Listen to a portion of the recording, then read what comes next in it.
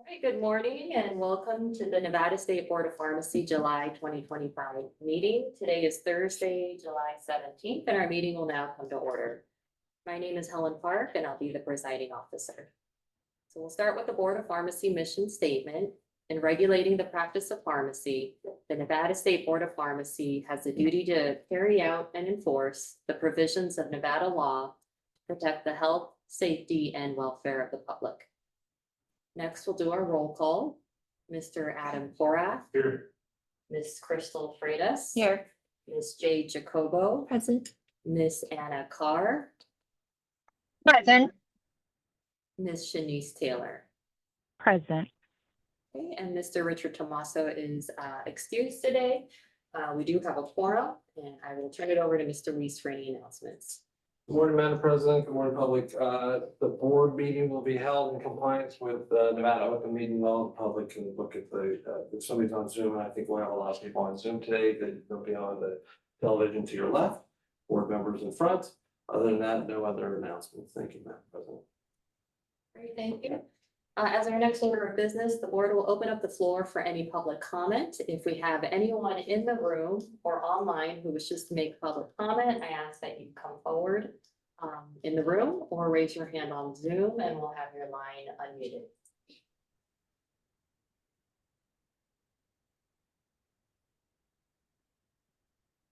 Okay, I don't see anyone coming forward in the room. Do we have anyone online or on the phone who wishes to make a public comment? Anybody online, Madam President? Okay, all right, so then the period for public comment will now be closed. There will be another opportunity at the end of our day today as well. And with that, we'll go ahead and move to our first agenda item, which is 18A, our workshop item. I have this, Madam President, Dave Weiss for the record. I think that, obviously Brett helped compose this, and then it's on Zoom and she might help with it as I go through. This regulation is written to address one longer standing issue and then one that we're seeing more frequently now that I think needs to be addressed in order to protect the public. So before I go into the language, I'm just going to walk you through statutes and regulations for how we're going to present this. So the overview of it is, I think that we have, certainly for in-state, we have a excellent oversight of compounding, and people come to you before they compound and then they're compounding. But we don't have, like other states, a compounding license that's separate from the pharmacy license. So any pharmacy can compound, they denote that in the application, or we find that during inspection, and then we gets reviewed and then you approve it or take that ability away. There's no issue with that. Particularly with out-of-state pharmacies though, we don't know if they're compounding or not, and they do the initial application and then they decide to compound later, there's not a means for them to identify it to us that they are compounding now. And it's the same for in-state. I just think we know the in-state pharmacies, the out-of-state pharmacies, so we don't know very well. So half of the component of this reg is just saying that if you're going to compound, you need to notify us, and this is how you would notify us. And Brett's shaking his head, but I'll pause if you want to add anything to that part of it, Brett. Greg Camp for the record. I would actually say it goes a little bit further than that. I mean, currently the process is they're supposed to check a box on the application, and then when they submit their attestation that they're not going to be compounding, but there's nothing that expressly states in the law you cannot compound unless you are authorized to do so by the board. And you've seen many cases come before you where pharmacies engaged in compounding unbeknownst to the board, and they didn't know how to compound properly. And it's obviously a very complicated, specialized area that the board needs to be able to assess from the front end whether they should have had any business being a compounding pharmacy. And so this, I think, takes that next step.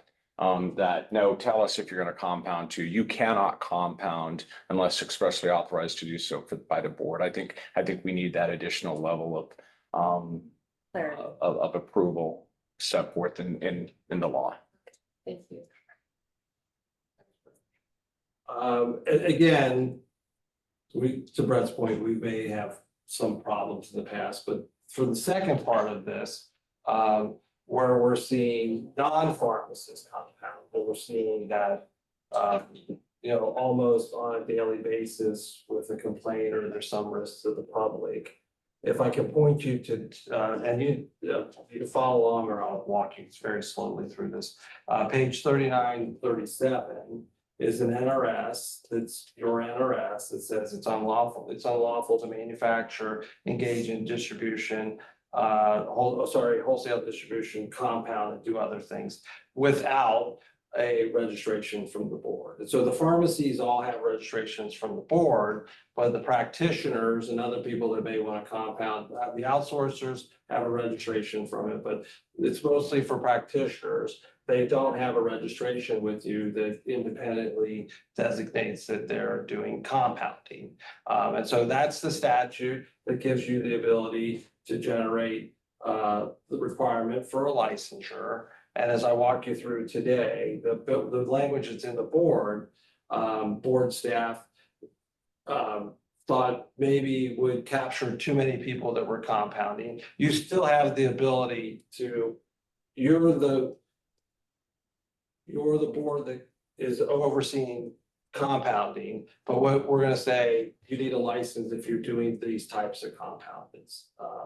So I think the language in the board book could theoretically say a nurse or a doctor in their own private practice that's making up Rocephin for a pediatric child would need a license, and that's not the intent of that. That's immediate use, very safe for the most part, not hard to calculate those kinds of things. So we just don't see issues with that. So we're going to be talking today about how we designate more complex compounding needs licensure. And so I've printed out some other laws that I'm going to reference today. So the one pager that I have for you is NRS 639-0065, and that just defines dispensing statute again. So dispensing means to deliver a controlled substance or a dangerous drug to an ultimate user. And it goes on to say packaging, label, or compound. And so this is the nexus that gets us to, if you're going to compound and the board wants to give a registration, they have to do it. And the proper place to put this registration is under dispensing. And so even though a doctor may not actually be dispensing to the patient, when they compound, that's in the legal definition of dispensing. And so we have to build this registration through a dispensing practitioner license. And so that's the overview of why we're going to modify things as it relates to dispensing practitioners. And so now I'll pause there and then I'll go through the language. If anybody has any questions of why statutorily we have to go this path, if we're going to say this is the registration, because the law says dispensing is compounding. You have jurisdiction over compound. Nobody's supposed to compound unless they hold a registration from you. Probably no questions, but okay. No questions at this time. So if we go through the language, and you've already read it, I'm not going to read it, but you already seen the one component of the pharmacy has to notify us, and we talked about it. So we're not changing that at all. But in here, when we get to practitioners and they have to notify us and they have to get a registration, I propose that we remove that. And I think all we need is like structurally where you want to go, and then we'll give it to LCB and they're going to change the language anyway. So if you guys do want to move forward on this, I'm going to just give you some concepts that we're going to put in the language, and then we can either bring it back or move it forward. You can decide that if you do move something forward in your phone. So I'll reference you back to the 3-page document that's clipped, and it's out there for the public that wants to see it. And we're going to modify. So we're going to be removing the language that says components of how you go about getting licensed. And we're just going to say, we're going to just expand the definition of dispensing practitioner. And so there's the infrastructure behind that already. There's other chapters that says you have to get a license if you're going to be a dispensing practitioner. You have to follow all these rules and you have to follow USP and all that. So all that cascade comes behind once you, if you make the decision to change the definition of dispensing practitioners. So I'm going to before I do that, I'll go back to the one-page document and show you 639-0727, which is at the top of the page there. And it says the board shall adopt regulations to define the term dispensing practitioner. And so again, I'm just showing the nexus to your legal ability to change that definition. And now I'm going to talk about the language that we would change that to capture the things I think that staff thinks. You might receive public comment through this process, or you might want to do something else. So as it gets to back to the 3-page document with definitions, if you scroll down to dispensing practitioner means, it means A and B. We're going to include a C. I'll go very slowly on these.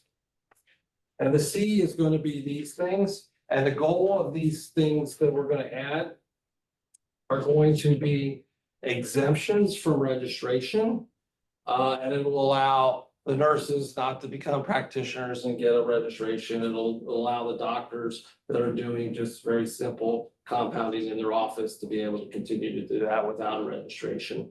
And so the 3 things are, if you're compounding one commercially available product and a diluent, then you do not have to get the registration. To be clear, that compounding is still under your jurisdiction. We're just not saying you have to get a registration for that. 2, if the product that they're compounding is non-hazardous. So we do see a fair amount of, problems out there where people doing hazardous materials. They're broader than they've ever been before. You guys are dealing with that in the hospital. And so I think that's not really a risk to the patient, it's risk to the people that are working there. And we don't want to have, which I've seen, a negative pressure hood that's not vented to the outside and the air is just blowing back into the room. I don't want to go do an inspection in that room, and they shouldn't be working there. And then the last thing, which is a carryover from the other language, which I will remove in the other language and bring into here, if it's at a medical facility as defined by the Department of Health. And so all those things that are listed in the medical facility, most notably hospitals. Most of the hospitals, all the compounding happens at the pharmacy. If they're doing some immediate use, they would be exempt from that. So I thank Yen and Joe for helping me get to this, but the language is much simpler than it was before because we were trying to say all these things in the positive. We just said you got to get a license, but you don't have to get a license if you get these 3 things. And we've also pared back greatly so that everybody that is a medical professional doesn't have to get a compounding license from you, because I think that would be disruptive.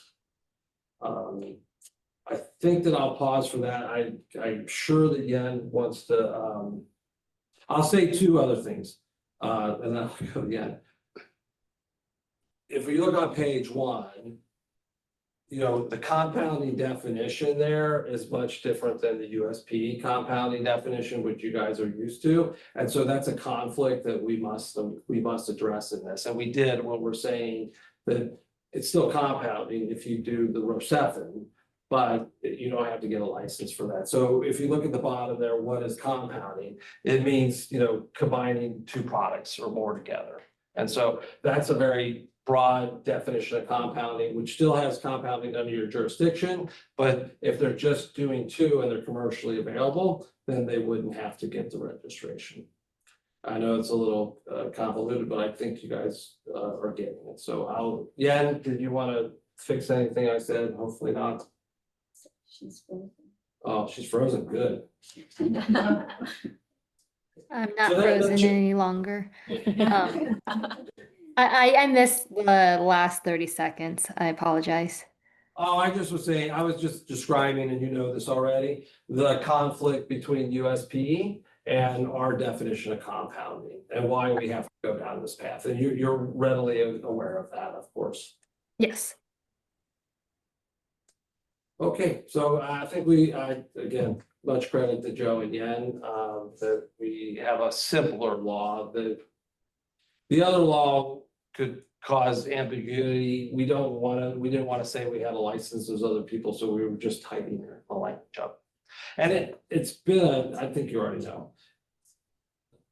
We're seeing a fair amount of compounding happening just on a counter. And that's not the way it should be, so. That I can answer any questions. There'll be some public comment. Any questions for Mr. Reese before we go to public comment? Adam, for the record, just hearing you lay that out, the only problem that I foresee would be the first two components of, if it's just a drug and a diluent,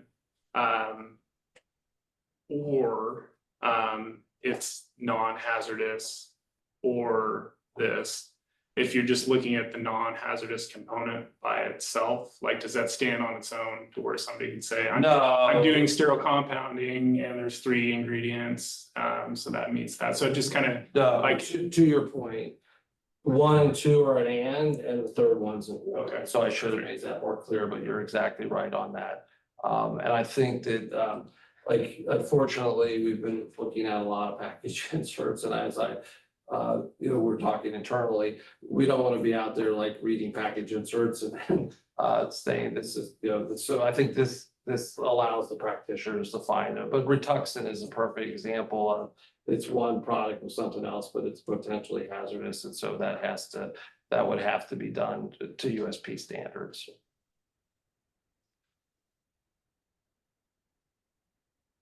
So with that, I'm gonna open up the floor for any public comment on this workshop item. If we have anyone in the room, please feel free to come forward, or anyone online.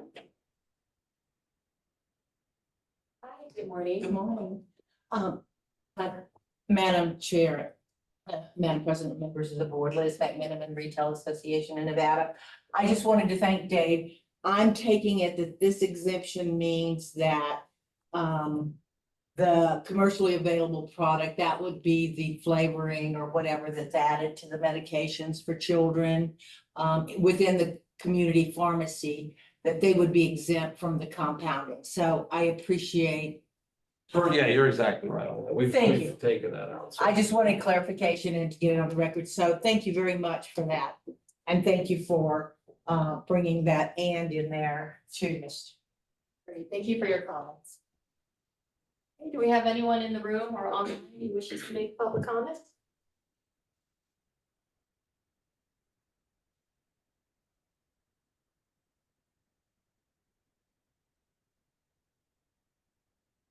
Nobody online, Madam President. I did want to point out one more thing that I forgot to say, which is just going.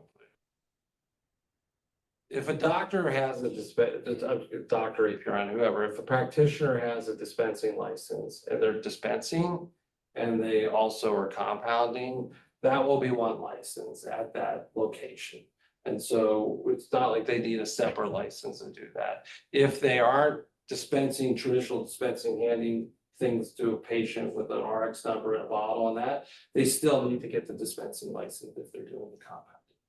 I'm gonna repeat that just to make sure I understand. So if they currently have a dispensing license, then they don't need an additional license if they're compounding? They will have to do the notification that we talked about, so that notification will stay in like the pharmacist notification, and they'll have to get an inspection at that particular site. But they won't have to get a separate license if that license is at the address of where they're dispensing from. Okay, thank you. Is there any special indication on the dispensing license that they were authorized to compound, or you guys would just have to look it up on the back end? So I think I can refer you back to the language that's in the in the current reg, which will stay. Meaning that we will bring in the component that they will have to notify us if they're dispensing. I think. I'm sorry, I meant like on the physical license, like. Yeah, if so it's- like, we've done it in the past, and so I think in a perfect world, we would probably have a compounding license, and then that would be separate, but that's, the world doesn't want to be licensed for it. We're trying to do as little licensing as possible, but still be able to know what everybody's doing and go do the inspection. So to answer your question, in the past, we've put Cs behind it to note that there's compounding, and that might get, we've talked about it. We have a new military law that we're dealing with that we might put an M behind the license. So we have the system has the capability to do that. We probably need to do it so that the inspectors know, everybody knows what that means. It won't be a separate license, so it'll just be a designation. So Dave, your question is, so we can identify. Yeah, like readily identify that's posted during inspections. Yeah, it's likely that we'll do that, and it might be sterile compounding or not. We have the ability to do that. The issue is, we haven't always known who's compounding, who's not. So this will solve that problem, obviously. And notification, they would just contact us. There's not gonna be like an official, you know, how right now on their application, they have to check sterile compounding or non-sterile compounding. Yeah, I think staff will work on that in the meantime, and as we get close, you know, it would be best if it was like an online scenario where we don't have to collect paperwork, so we'll have to build that infrastructure. I mean, candidly, I think this law's been on the books since 1995, and we've never gotten around to registering you know, these people, the other people that are doing the compound, so it's like long overdue that we've done this. You know, we're getting ever closer to getting our list of things that need to be addressed. This is one of the bigger ones. Good question, thanks. I'll give Yan one more, and she doesn't have to do anything, but she's helped so much on this, so. Yeah, Crystal, I would say that I envision our dispensing practitioner application will have, similar to a pharmacy, a checkbox that allows them to check that they're doing sterile or non-sterile, and then they will fill out potentially the sterile compounding questionnaire as well.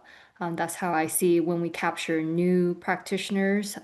But for the old ones, we will have to capture it in some way, as you mentioned, and it may be for them to just fill out an application, but we wouldn't charge for the application. And just so that we have information that they're compounding. I actually like that idea of the sterile compounding questionnaire because maybe they would fully understand what they're getting into. They think it might be. We get the question a lot. We get, do they have to follow USP? They do. We tell them all the time through policies of compounding, and even such practitioners. We need the license to be able to track everybody, and then, I mean, sadly, we need to, you know, be able to take action on something, right? If necessary.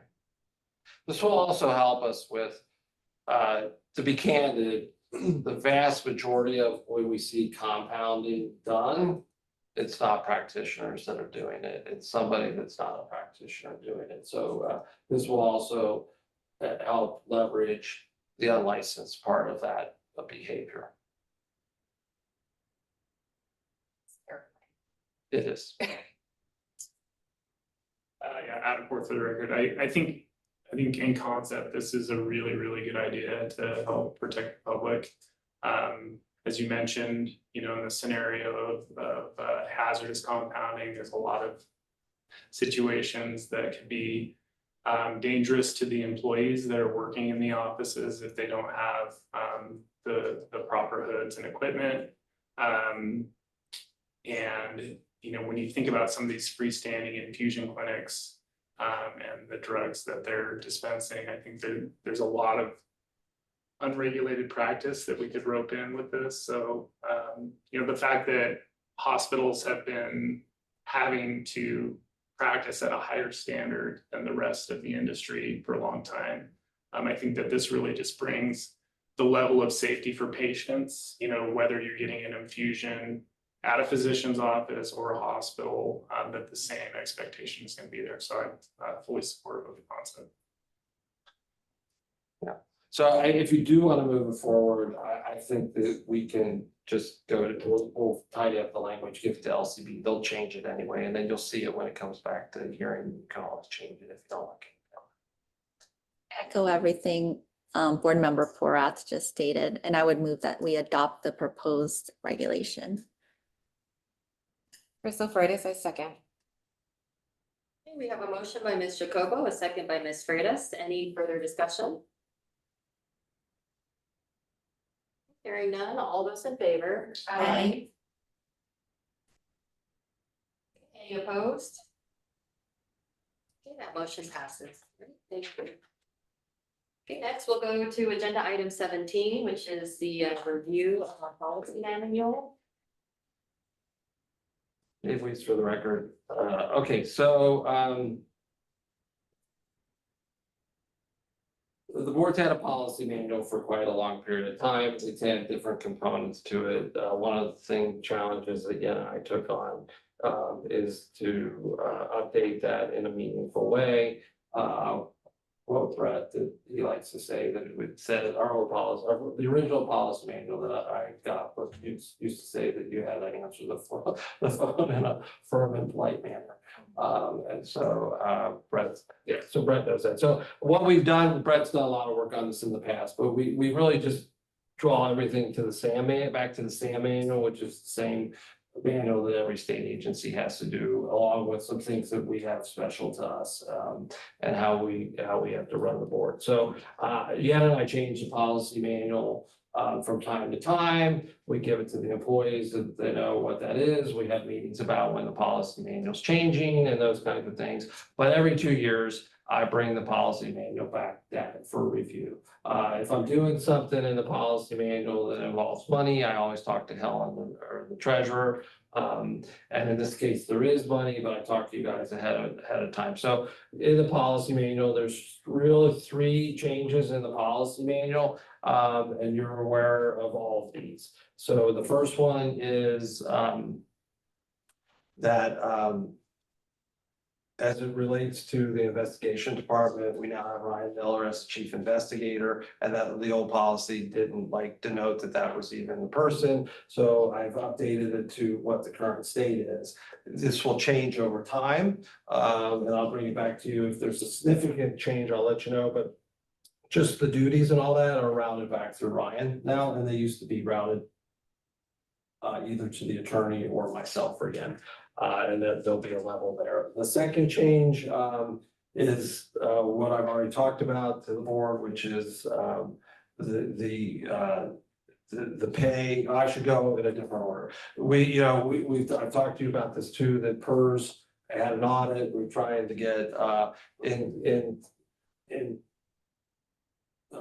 line or in aligned with how PERS thought. We had 2 different ideas. We've met many times. We have an agreement now that we'll run the PERS in the manner that's written in the policy manual. So we will no longer be a non-choice agency, which we were up until recently, and then we'll be a choice agency. And so to do that, we have to have 2 separate salary pays like other state agencies do. And so that's in the board. We just reference back to it changes, the percentage that we have to pay in the PERS changes. So we just reference back to, and Greg's written this, and I appreciate Greg's help on this, but we just reference back to what the current percentage is, and then that's how we'll modify the salaries. So there'll be new employees will be offered 2 salaries as required by a non-choice agency. And honestly, things will be easier for us moving forward as we do that. And then with that, we've also modified, nobody's pay is changing, but we've modified the scales to bump the higher end of the scale up to address any future changes that we would make in wages or anything that we had to do related to the PERS agreement. And I can answer any questions about that, but other than that, the policy manual is intact as it was before today. Great, thank you, Mr. Weiss. I don't have any questions or concerns with the changes. Board members, any questions? None from me, Madam President. I would move that we approve the policy manual as presented by board staff. Second. We have a motion by Mr. Kogo, second by Mr. Porak. Any further discussion? Okay, all those in favor? Aye. Aye. Any opposed? Motion passes. All right, we'll move to agenda item 7A for Smart Choice Medical LLC. So if we have representatives here or online for Smart Choice Medical, if you please come forward or raise your hand on Zoom. For 7A. Sorry, still in another meeting, listen, but no, we can talk. This is the pharmacy. Here. Justin Ferrara, Managing Member, Smart Choice Medical. Okay, great. Mr. Ferrero, will anyone else be joining you today? Yes, our Compliance Officer, Laura Hawk, I believe, is on. I'm looking through. Yes, I am present. Laura Cox, and then is there anyone else we should look for? That is all. Okay. All right, so I'm gonna have both of you state your full name and titles for the record. Sure. Justin Ferrara, Managing Member. Laura Hawks, Compliance Officer. I'm gonna swear both of you in together, but I'll need a verbal affirmation from each of you. You could join me in raising your right hand. Do you swear that the testimony that you're about to provide will be both truthful and complete? Yes. Yes. Great, thank you. All right, Dr. Long. Thank you, Madam President. Good morning, members of the board. Yan Long for the record. I'm a staff member and I'm going to just walk the board members through your application. And I have some questions for you regarding your application. They may have some questions as well. This application is for Smart Choice Medical LLC. It takes place on page 3130 of the board book. Smart Choice Medical LLC is applying for a MDEG registration, medical devices and equipment and gas registration. They are located in Knoxville, Tennessee. They will be supplying diabetic supplies to patients by prescriptions. They are appearing before you today because they have some disclosures, but before I get to those disclosures, I do have some questions regarding the business. So for Justin or Laura, either one of you can answer this question. You mentioned that you'll be supplying diabetic supplies through your business. Can you tell me what kind of diabetic supplies? Yes, those will be blood glucose monitors and or the accessories for it to be used, and that will include the continuous glucose monitors. Okay, and would you be supplying any insulin pumps or any insulin type of products? No, ma'am. Okay, thank you. And either one of you, can you talk a little bit about Smart Choice Medical and how long the business has been in business? Yes, ma'am. We are a durable medical equipment company. We were formed in January of 2022. We do provide our beneficiaries through, at this time, we drop ship our orders through our contractor or contract with Cardinal. And those are shipped to their homes. We do provide the blood glucose monitors and or the supplies necessary for the patient to test their diabetes. But yes, ma'am, that is a description of the business. Thank you. And how will you solicit business from Nevada? Our patients come to us through advertisements, through referral programs. We do not cold call individuals. So it is all initiated through the patient itself, and they contact us directly. And at that time, we do discuss, the product that we offer. We do confirm with the patient their information along with their physician's information if they agree that they'd like to move forward with receiving the product. And at that time, the physician is we discuss with the physician and they provide a signed prescription if they deem that the item is necessary. And then we move forward with providing the product only after receiving a prescription. Okay, thank you. And you did mention that you contract with third party Cardinal to drop ship your product. Is that correct? Yes, ma'am. So you do not have any product on site at your facility? No, ma'am. Okay. And so you're kind of like a virtual medical product supplier then, is that the case? Yes, ma'am. Okay. I'm just curious here. And this Cardinal, do you happen to know if that facility is licensed with the Nevada Board of Pharmacy? Yes, ma'am. Okay.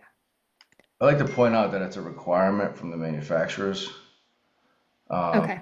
Dexcom and Abbott require DME providers to contract with distributors to dispense their product. Okay. Thank you. And then kind of going into, what you disclosed regarding an inspection in 2023 by CHAGS Health Information Technology, who is contract with CMS. You reported that you were inspected in October 2023, and in that inspection, you guys were found to be in violation of some federal CMS rules. Can you talk about that inspection and what they found? Yes, ma'am. So there were several points during the on-site visit for our revalidation with Medicare. The first point was shown that we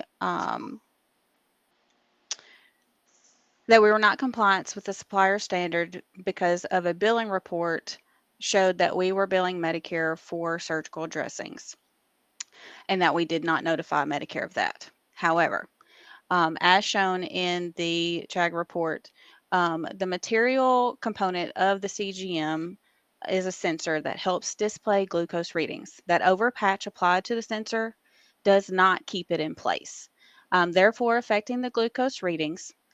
So as a result of that, we dispensed adhesive stickers to place over the sensor itself to help adhere it to the patient. We as a let's see, we're not aware at the time that adhesive stickers were categorized as surgical dressings. So unbeknownst to us, we did not know that we could not bill that. So once we were made aware of that, we immediately stopped billing those to Medicare. We went back and quantified the total reimbursements that we received in connection with those overpatches and issued voluntary refunds to the Medicare contractors or any contractor that was billed for that.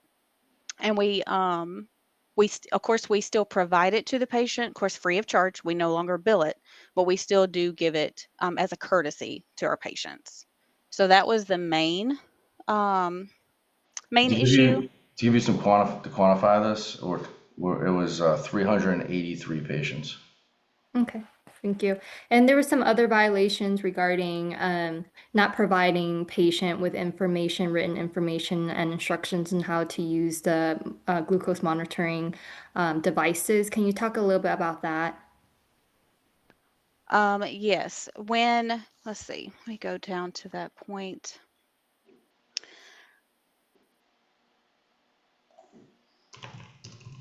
So yes, we did assert that in our patient packet, we do provide the beneficiary's instructions on the setup and the use of devices, as well as contact information. If the patient does need a step-by-step walkthrough, we do have an individual that is very knowledgeable of how the CGM or BGM works and can guide the patient through each setup process and answer any questions that are had. So yes, we do give information in our patient's packets and every shipment that goes out to the patients.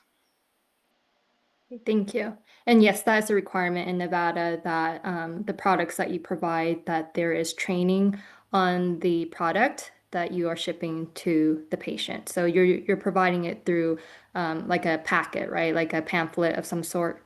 Yes, ma'am. And that goes out with every single order that we ship out.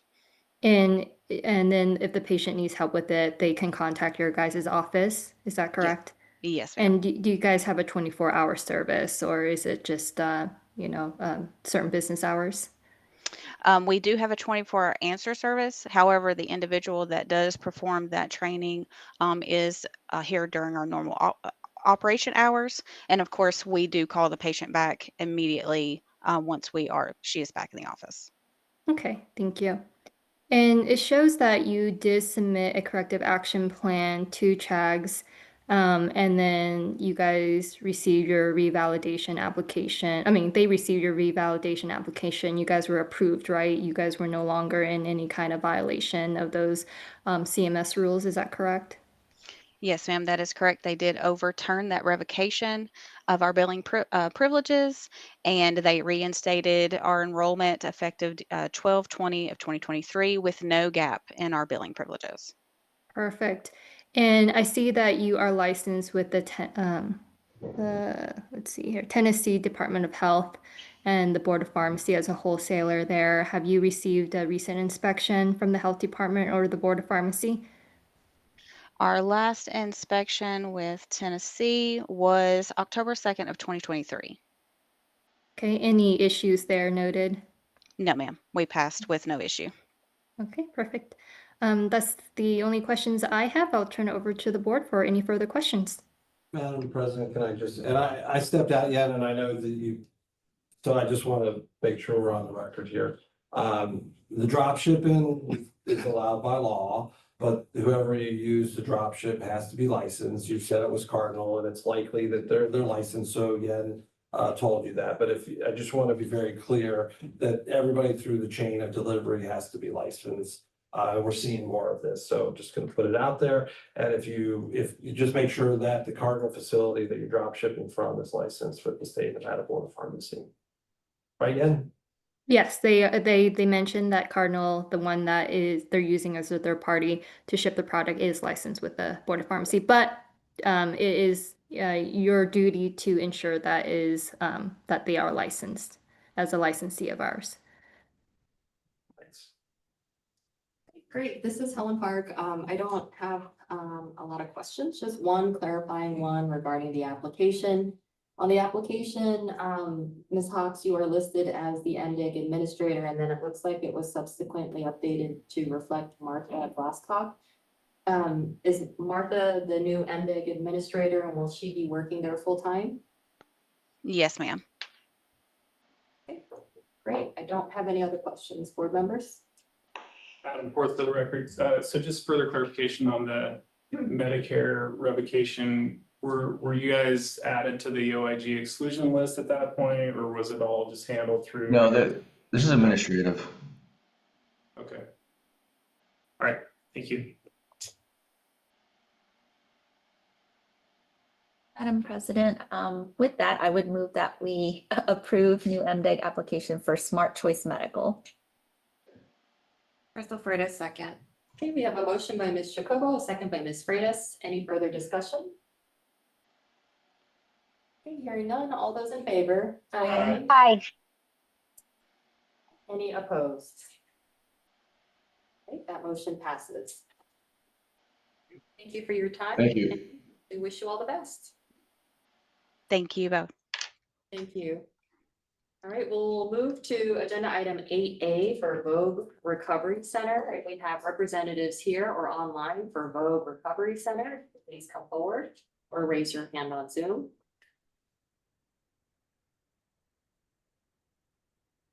Hi, my name is Araneth Ellison Smith. I'm the Director of Nursing for Vogue Recovery Center. Madam President, I think your pharmacist was having a procedure. Is he available now, or do we want to come back to you? You know, Yeah, can you come back to us? Because I think he's still in the procedures, so we're still waiting for him to join on. and we have time, and we knew that, but I think I forgot to tell Madam President, so we'll, if we can move on to the next one, that'd be great. No problem. We'll circle back to Vogue Recovery. All right, next then we will go to 9A, which is Advantix Pharmacy LLC. We have representatives here or online for Advantix Pharmacy LLC. If you could please come forward or raise your hand on Zoom.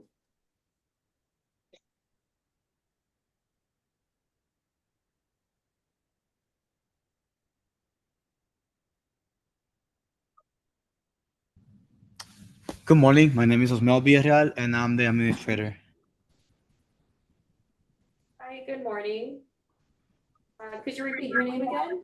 Osmel Villarreal with the Villarreal Organization, Inc. Okay, great, thank you.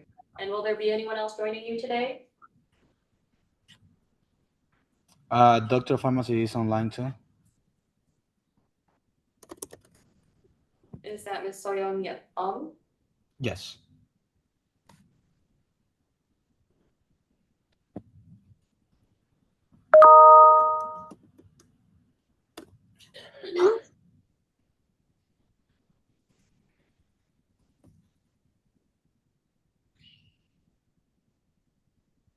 And did we find?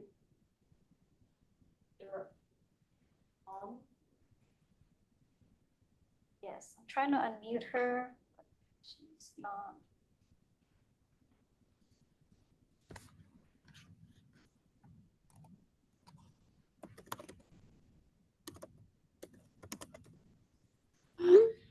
I think she has some issues with the audio.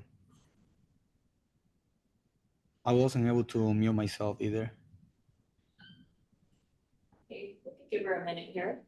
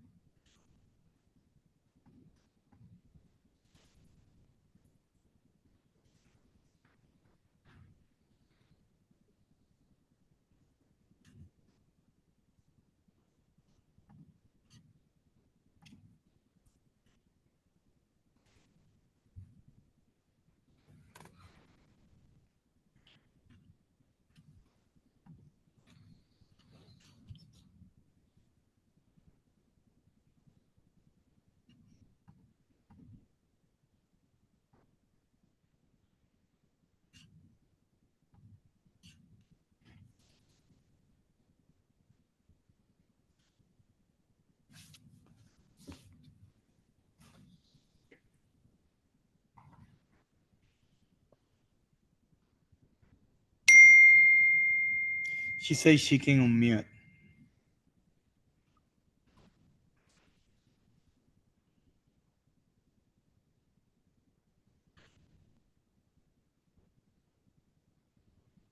You should be able to unmute yourself.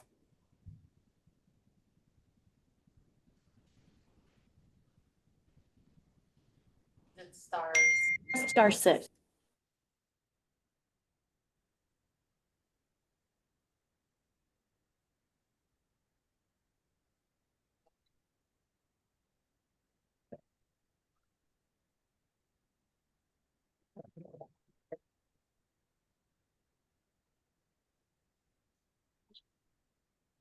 You could call in on the line.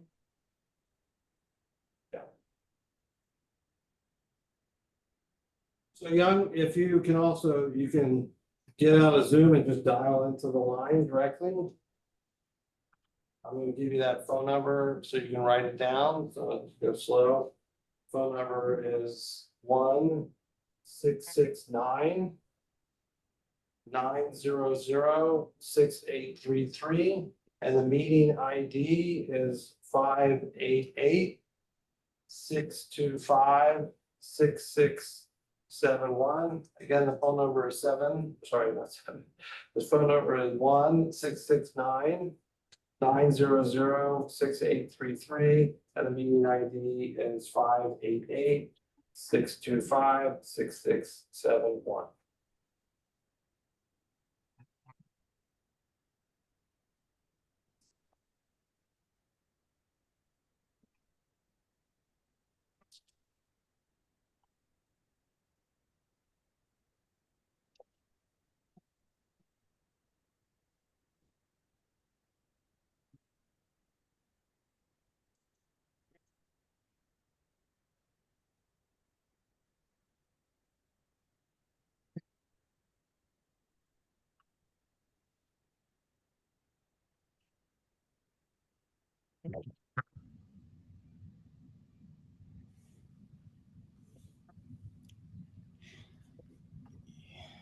Okay, so I'm adding her number to the chat.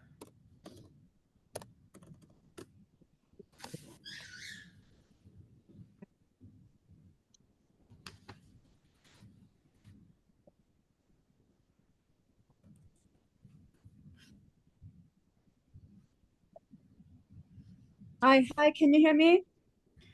Yeah, we can hear you now. Oh, sorry, I'm so sorry. I used the other device, so I'm so sorry about the delay. I apologize.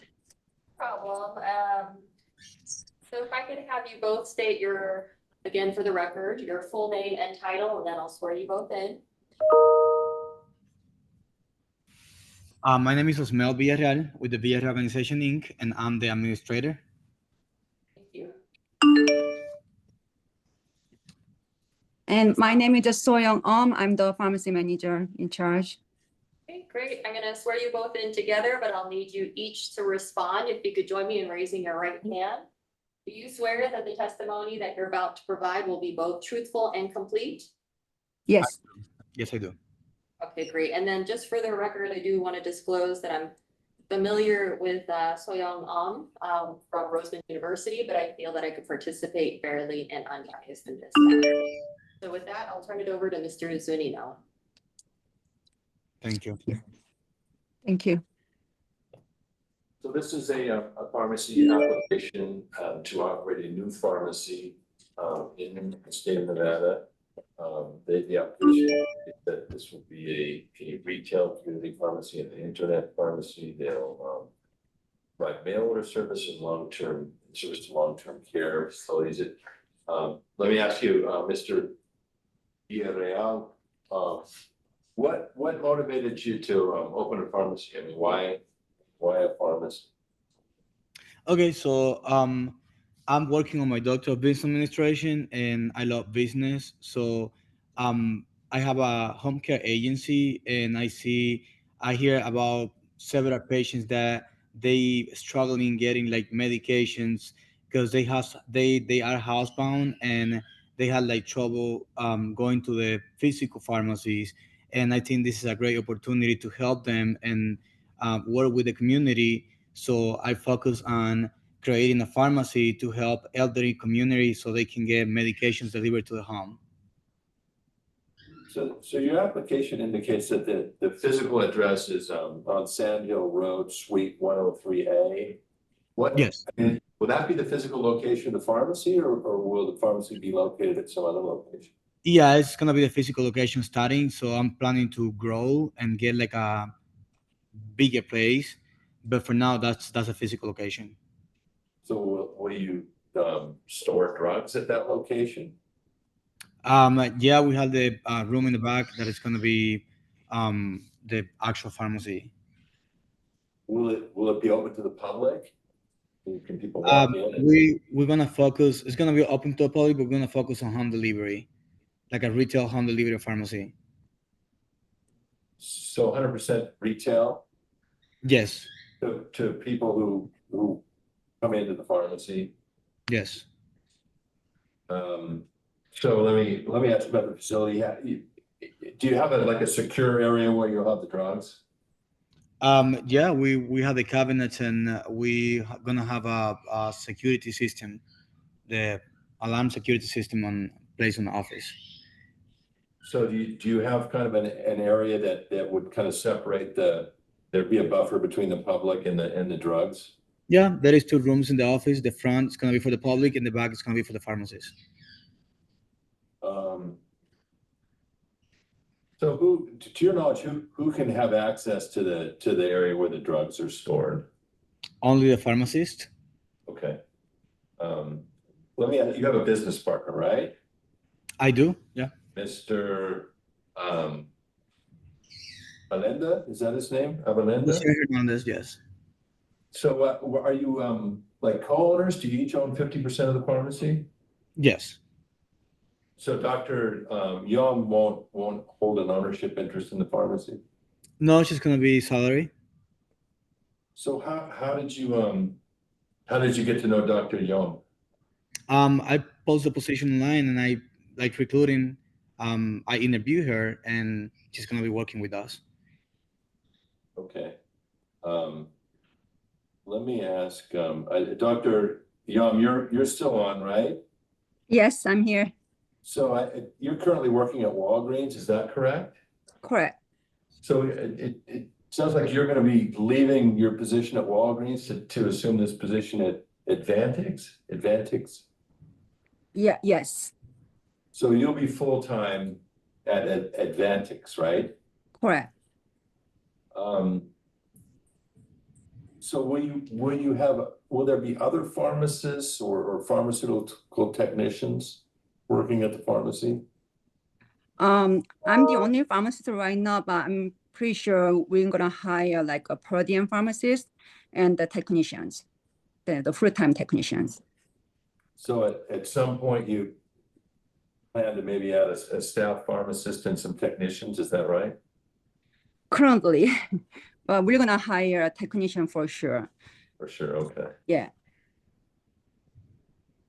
So you've been a pharmacist for quite some time, right? What is currently your position with Walgreens? Are you staff pharmacist? Are you managing pharmacist? I'm not a managing pharmacist. I'm a staff pharmacist. Okay, now I think you've disclosed in your application that you were subject to disciplinary action in 2022. But that was for an incident that occurred in 2017, right? Correct. And that was a misfill. Correct. What was your position at that time? Were you still with Walgreens, or were you with Walgreens at that time? Yeah, I was with Walgreens only. Yes. So it sounds like you worked most of your career as a pharmacist with Walgreens, right? Correct. Are you kind of excited for this new opportunity? I think it's the opportunity working at the pharmacy is almost the same because it's the same retail pharmacy, but I just want to try to work as a pharmacy manager with my experience working for a long time. So I think it's a beneficial for this retail pharmacy. Okay, thanks. Thank you.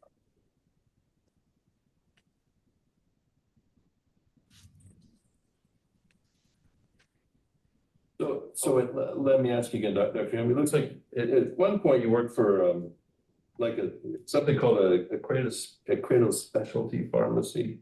Yes. Was that a compounding pharmacy? It is not compounding pharmacy. Okay, so you don't have any experience with compounding, is that correct? I had a shadowing at the compound pharmacy, and yeah, it's just for a short period of time. I had the experience of IV shadowing, and we Walgreens, we do like some non-sterile compounding. That's all I have. Thanks. That's all the questions I have. I'll turn it over to the board or Just one follow-up. Okay. You addressed it, but I just want to make sure that we address it with the pharmacy manager. You understand that you're the only person or another pharmacist can have the key to the pharmacy, is that correct? Yes, I do. Okay, sounds good. I'm gonna ask bathroom questions? No. That would be picked up on inspection, but you can ask that, it's for you. No, nothing further. All right, I don't have any further questions, and I think the pharmacist has a good amount of experience and is ready to likely move on to a managing role, so I would feel comfortable moving forward with the application.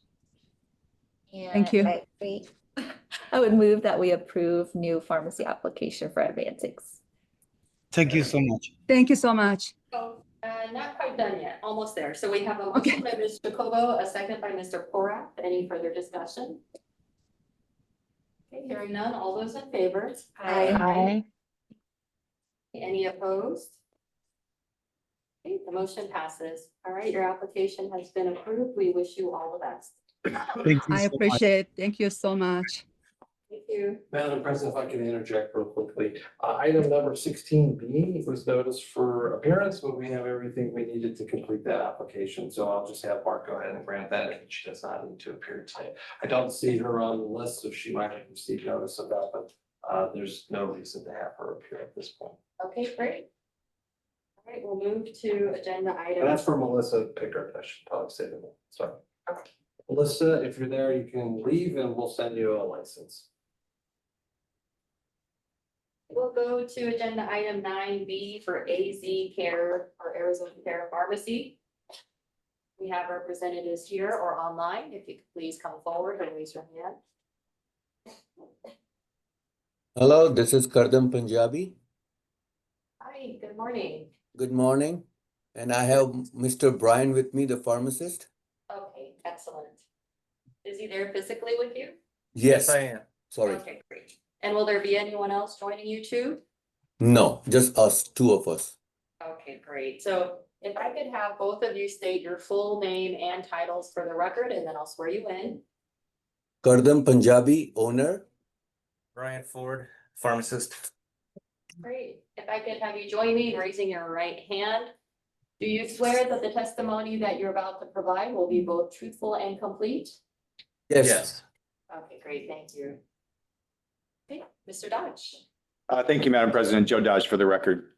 This application starts on page 3,309 of the board book. This is an application for a new pharmacy in Nevada. They list that they're going to be doing retail community services. Mr. Punjabi, this is Joe Dodge. We've met on several occasions in the past. You are Yes. not a pharmacist, correct? No, I'm not. You're licensed as a pharmacy technician? Yes, I have a PTCB license, yes. Great. And you are going to be the sole owner of this pharmacy, is that correct? Yes, sir. Can you provide the board with some information on your history as it relates to working at pharmacies in Las Vegas? So I used to work, my first job in Vegas was with ASP Cares as a store manager. So I used to work there as a technician as well as a manager. And then my second job is here at Green Bay Specialty Pharmacy as a manager as well, the same position. And also I work as a technician if needed, you know. So, and now I'm planning to open up my own as with the experience of 16 years. I feel like I should get into it, which is like all my work life is pretty much into pharmacy. So now with my experience, I feel like I'm ready to start my own business with all the experience, with all the knowledge I have about pharmacy. I feel like I'm ready to do something of myself own. And Mr. Punjabi, can you just detail what your job responsibilities currently are at Green Bay Specialty Pharmacy? When helping with the audits, typing prescription as well, basic job like the technician. When it comes to compliance, yes, doing the contracts with the insurances, doing the contracts with the vendors, helping with audits, yes, and yeah, pretty much, yeah. And will you be separating from Green Bay Pharmacy with A to Z Care Pharmacy? Yes. And I'm familiar with Green Bay Pharmacy, but the board members probably aren't. You do a lot of specialty medications at Green Bay Specialty Pharmacy, is that correct? Yes, we do HIV. Transplant is our major distal, and then we come across hematology, cancer sometimes, pain, yes, and brand generics, diabetes. So we do all kind of, even IVIG sometimes, yeah. And will your strategy be similar at AZ Care Pharmacy, dispensing more Yes. specialty medications? I would say I would do all kind of, everything is welcome, brand, generic, cash patient, insurance patient. If I come across specialty, yes.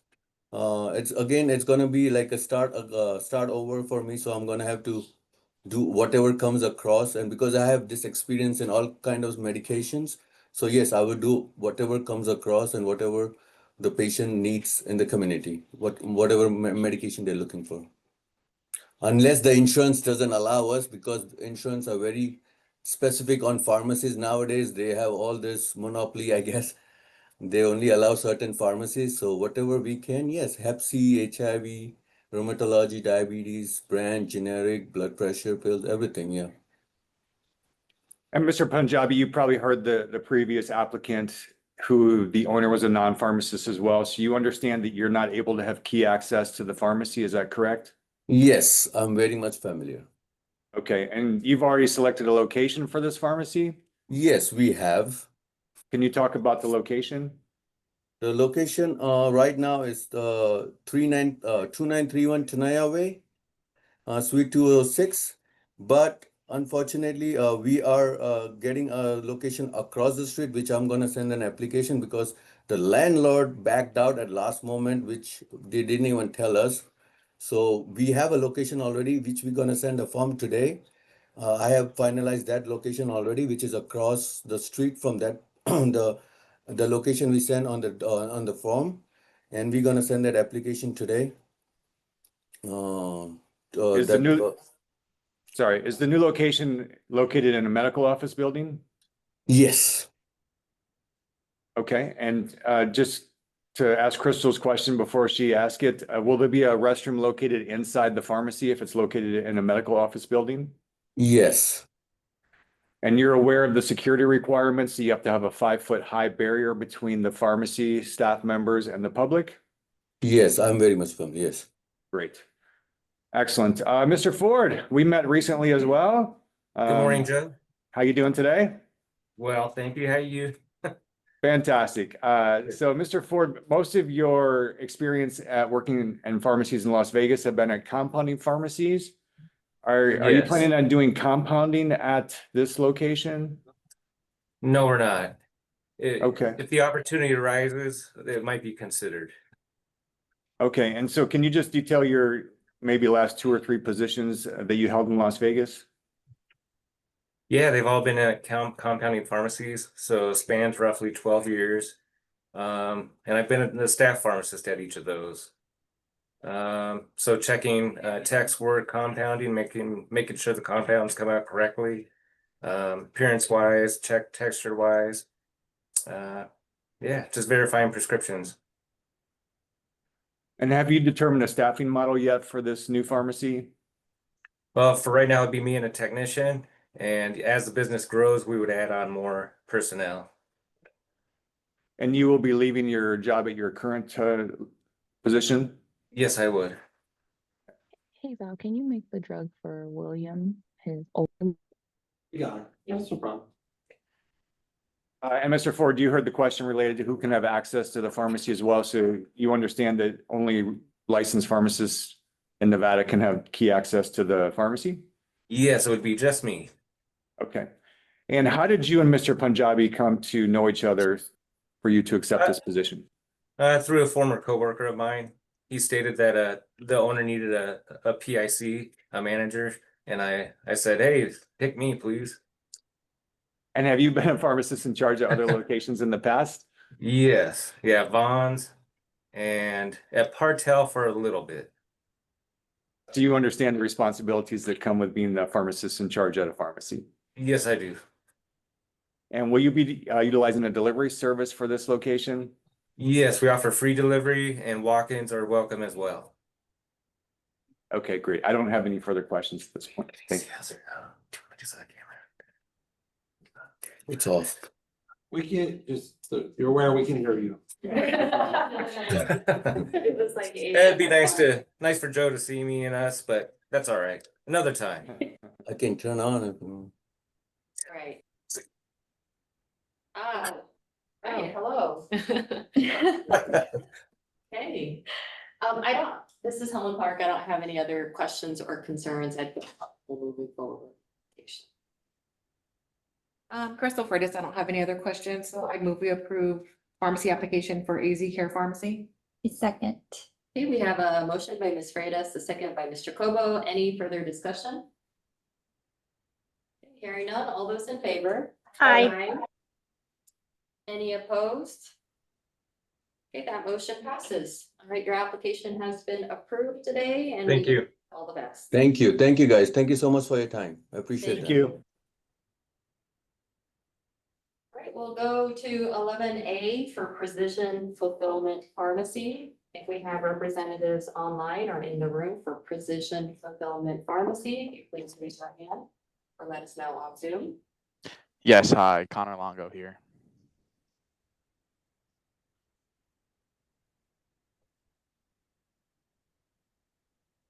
And I'm sorry, could you repeat your name again? Yes, Connor Longo. And then Mr. Longo, will anyone else be joining you today? No, just me today. Okay, and then what is your position with Precision? I'm an officer of the parent company. All right, I'm gonna swear you in. If you could join me in raising your right hand. Do you swear that the testimony that you're about to provide will be both truthful and complete? I do. Great, thank you. Okay, Mr. Weist. Good morning, sir. This is Dave Weeks. I work for the board. Just gonna ask you some questions. I'll turn it over to the board members. So what's the business model of Precision Fulfillment Pharmacy? Yes, so we're a closed door mail order fulfillment pharmacy, and we do have some non-sterile compounding capabilities. No hazardous, only 795. And so we have a definition of fulfillment, but I don't understand what your definition of fulfillment is. So what's a fulfillment pharmacy? So we're pretty much just like a dispensing site. So you're just like a regular pharmacy? Exactly. You fill prescriptions on behalf of other pharmacies or entities? Not on behalf of other pharmacies, just from doctors that send the prescriptions in. Okay, sounds good. We have a term fulfillment pharmacy, which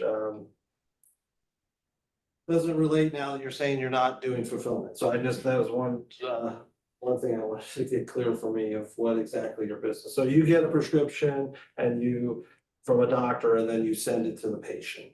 Exactly. Okay, sounds good. And so why is it that you want a license in Nevada? We're just trying to get as many state licenses as possible. We're trying to grow our business. So we're currently licensed in, sorry, what was that? I was gonna say, because it's fun, or what was why? No, we're currently licensed in 18 states, so we're just looking to grow our business and service as many patients as possible. Okay, and so what kind of non-sterile compounding do you do?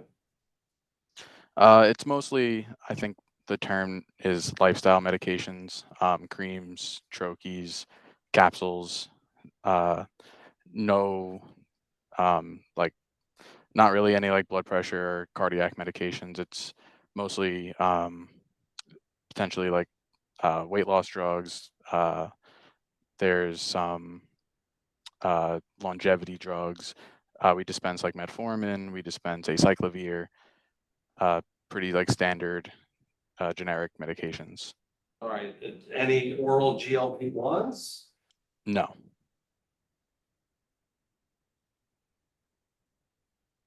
So you did disclose a discipline action. I think it was mostly related to Colorado. Could you explain what that was about? Yes, so there was a clerical mistake with our pick change paperwork.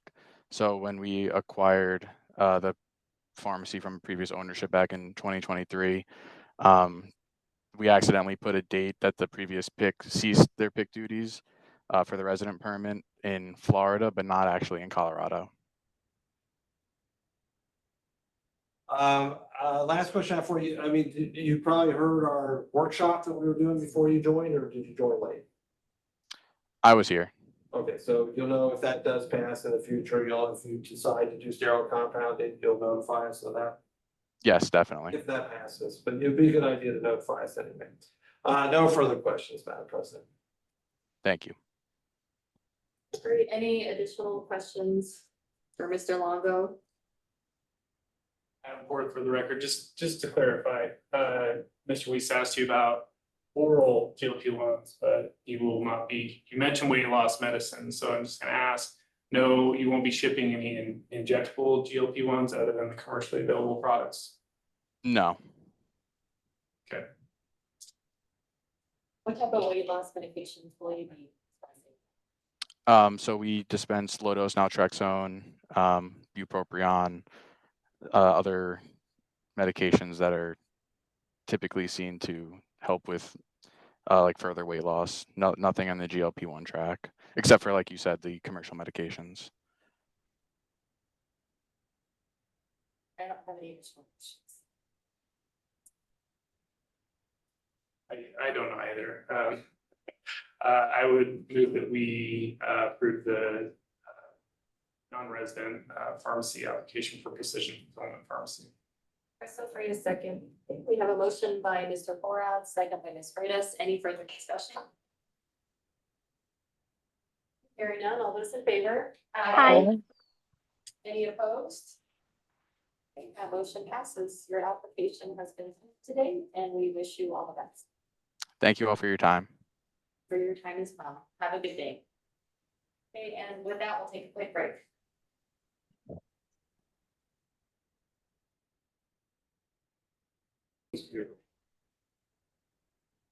All right, welcome back to the Board of Pharmacy meeting. We're going to go next to agenda item 14A, and that's for Med Revival LLC. So we have representatives, if you please come forward.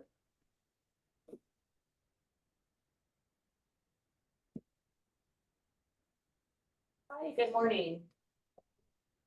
If I could have you both state your full name and titles for the record. Chad Cole, Chief Operating Officer, and Michael Lyle, Chief Executive Officer. And we have our administrator, she's on the phone. What is your administrator's name? Courtney Cole. You can unmute her line. Phone number? Do you know the last couple digits of her phone number? 7827.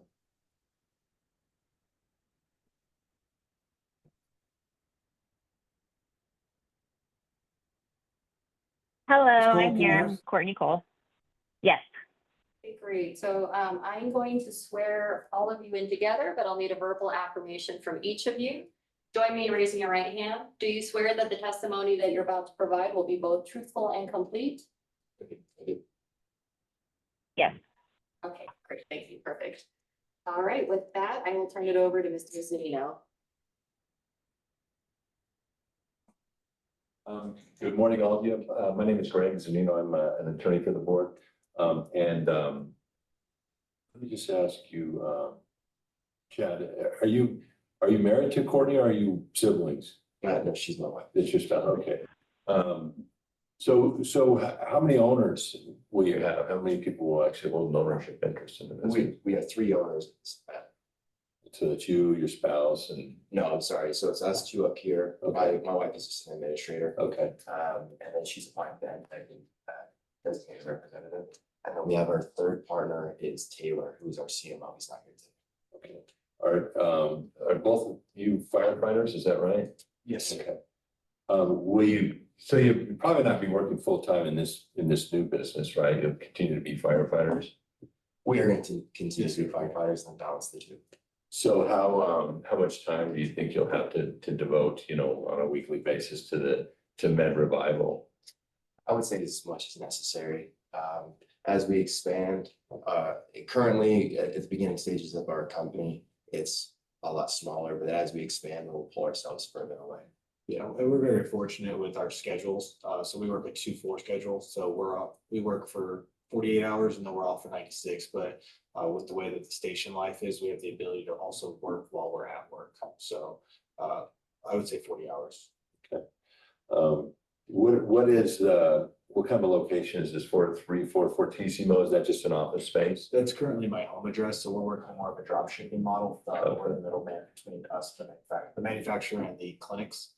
So we're just using my address right now until we can get facility. So, and you'll be selling wound care products, right? Yes, sir. We're going to be focusing on the skin substitutes or the camps. And your customers will be practitioners, hospitals, medical facilities, right? Yes, sir. So you'll have a sales contract with those customers, and then the manufacturer will ship directly to the customers, right? Yes, sir. Exactly.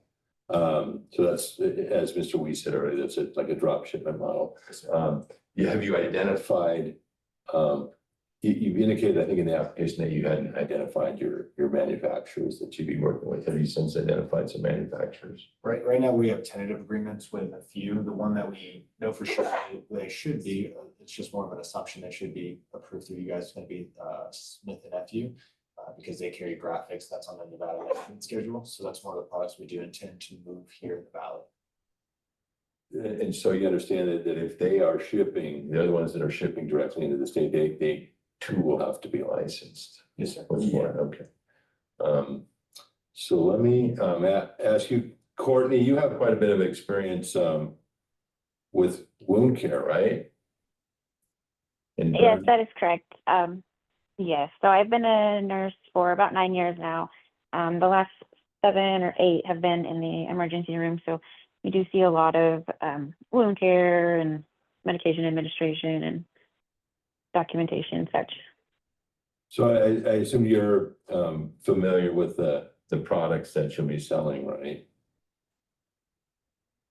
Yes, I am familiar from the hospital standpoint. So if there's different things, obviously there's different procedures that are not done in an emergency room versus in an office. I am less familiar with those, but I am learning a lot about those. Will you continue to work full-time as a nurse? No, I won't. So I will continue per diem in the emergency room, so I can just schedule myself as I wish. But I will carry on to full-time with the Med Revival. Okay, so you'll kind of slowly transition out of nursing? Yes, at least out of bedside nursing for a little while. It sounds like a nice transition. Why did you, anyone can answer this, why did you see an opportunity here? Why did you decide to get into this business? Yeah, so Chad and I, we went to the academy together. We started our partnership 4 years ago and had the opportunity to bid into the same crew. So we get to work together, and to us, one of the most important things is obviously our patient care. So time and time again, when we see, because we work out in the north, and so we see a lot of like the low income personnel that don't have access to these types of things. And we see it with Riggle Park families. And so we wanted our care to continue on past the emergency room doors, because at this point, all we do is we pick them up, we treat them as we can, we get them to an emergency care physician, and then we never see them again. And so this was an opportunity to now continue our partnership within the community, spread from, we call it a diamond, which is our response area. So we can spread outside of that diamond and encroach ourselves into other cities, other areas, and build that partnership to be able to reach out and help more people than just as simply the people in our diamond. Okay, well, those were good answers. I'm going to turn this over to the board and let them ask any follow-up questions that they may have. Thanks. So. Great, this is Helen Park. I don't have any additional questions, and the MDEG administrator, Ms. Cole, seems to have, she meets all the requirements, so I would feel comfortable moving forward with the application.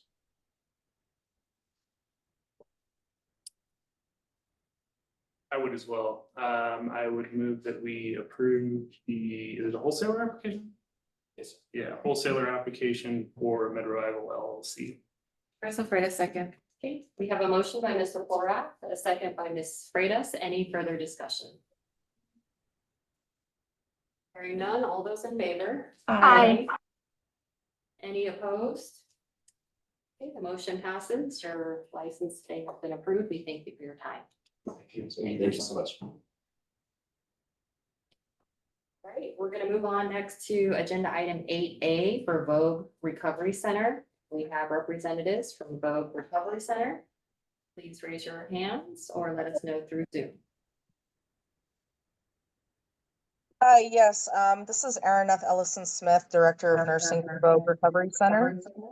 I also have Murray Robinson, our pharmacy contact on this call, as well as Leon Knox, the Executive Director, and Brian Bulfer, who is also part of the pharmacy. Okay, and then do we have their lines muted? Yes. They're all on mute. Okay, great. So, Can I ask a quick procedural question on this? sure. So interested, it looks like it's a new pharmacy application and not an ASC. I thought it listed as an ASC. Is it the application different? The application is actually for a new pharmacy, so it is not for a surgery center. So, and maybe this will come out in the presentation, but wondering, I know that we approved the recovery center at the last meeting under the ASC application. Wondering why this one's different. So this is actually for a pharmacy that's going to be located inside a recovery center. A retail pharmacy. Yeah, sorry, a hospital pharmacy. Oh, an institutional pharmacy. Institutional pharmacy inside a recovery center. Which would be different. In a recovery center, they would just have a pharmacist consultant. All right, so we have, I think, 4 representatives from Vogue Recovery Center. If I could have each of you state your full name and titles for the record, and then I'll swear you all in together. Okay, I'm Araneth Ellison Smith, Director of Nursing. Thank you. I'm Leon Knox, the Executive Director here at Vogue Recovery Treatment Center. Thank you. Brian Bolfer. I'm the pharmacy management company that's contracted to work with Vogue Recovery Center. Thank you. Murray Robinson. I'm the pharmacist in charge currently, or will be, and I'm a pharmacist here in Nevada since 1997. Okay, excellent. So I'm going to swear you all in together. If you could join me in raising your right hand. Do you swear that the testimony that you're about to provide will be both truthful and complete? Yes. Yes. Yes. Thank you, Madam President. Yeah, sorry for the confusion on the application. So this starts on page 3,178 of the board book. And as you can see, this is an application for a new pharmacy. They're listing the pharmacy type as hospital and the services that they're going to provide as a hospital or institution as well. So this is for any of the people on the call. Could you just tell us a little bit about Vogue Recovery Center and what type of services are provided there? Yes, so Vogue Recovery Center is a substance abuse treatment facility. We bring in patients to detox off of narcotics, alcohol, and the like, and we have inpatient up to 48 beds. And is the facility currently open right now? Yes. And how are you getting your pharmacy services currently? So right now we work with an outside pharmacy and order patient-specific medication. And so the intent is to open up a pharmacy inside the facility. Correct. And why did you decide to move forward with that type of application? So way back in the day, we had a Pyxis, but it was operated underneath the doctor's license. And when the state of Nevada put in the law that a doctor could no longer have a Pyxis under their license, those pharmacy services were removed. Now we want to get the Pyxis back, so we want to go ahead and have our own pharmacy on site and have that Pyxis again. And so in addition to the Pyxis, you'll actually have a pharmacist on site as well, correct? Correct. Okay, great. And Mr. Bolfer, you said you're in charge of the pharmacy contracted agency, is that correct? That's correct. And so we currently service about 6 facilities in the state of Nevada under our management agreement. And what we'll do is we'll actually be the one that'll hire the pharmacist, which is Murray at the time. The pharmacist is scheduled to work about 20 hours a week. And then on the weekends, we'd be on call and also have, also be able to service the facility if needed. And what's the name of your company? Advanced Pharmaceutical Consultants. Okay, great. And so Mr. Robinson, you've worked for Advanced Pharmaceutical Consultants since 2016, is that correct? Yes, that's correct. And which location are you currently working at right now? I'm Desert Parkway Behavioral Health Hospital. And how many hours a week are you currently working at that facility? I work every other weekend scheduled, Friday, Saturday, Sunday, and that's and let's see, 12, 20 with ROEs, about 24 to 25 hours. And then I fill in on days when other pharmacists, if Veronica or any of the other people need time off, or if there's meetings or whatever, then I fill in on those too. So scheduled, it's about 24 to 25 hours, but every other week. And then fill in other days when necessary. And will you continue working at Desert Parkway if this application gets approved for Vogue Recovery Center? Yes, I would try to, but I also will be in charge of this pharmacy until such time as we find a suitable candidate to take that position over completely. But my purpose now is to to try to get all of the legal requirements done, make the pharmacy correct, make sure we have abided by all the stipulations, and then I will, if we haven't hired someone at that point, I will be pharmacist in charge there until we do. And it was mentioned that the pharmacy would be open approximately 20 hours per week at Vogue Recovery Center. Is that correct? Yes, that's correct. And if I remember correctly in our discussions, we also will have a remote order entry for approximately an hour a day during that time also. It's similar to what we do at Desert Parkway. And will those services be performed by Advanced Pharmaceutical Consultants Pharmacist? That's correct. Okay.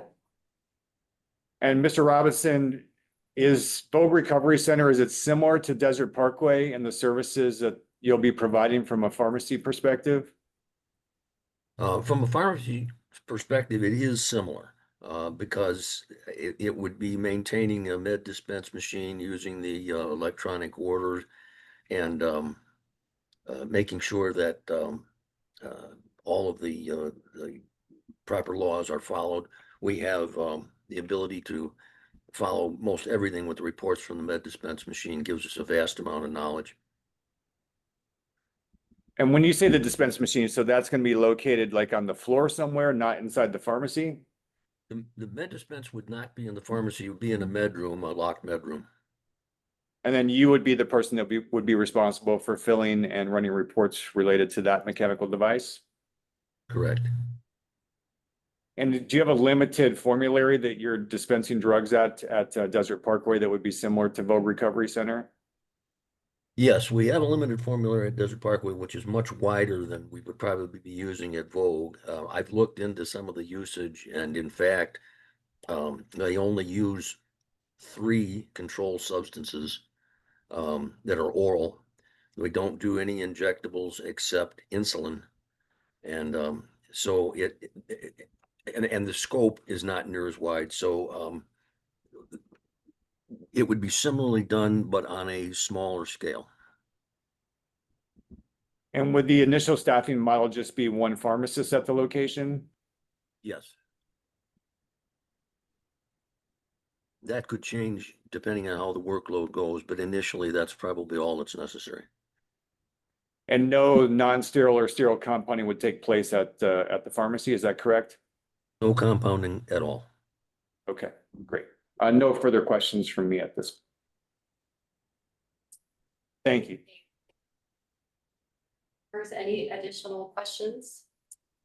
I just have an additional question for board staff. So, would this facility fall under a hospital license pursuant to chapter 449, or would they also need to get a mechanical device license?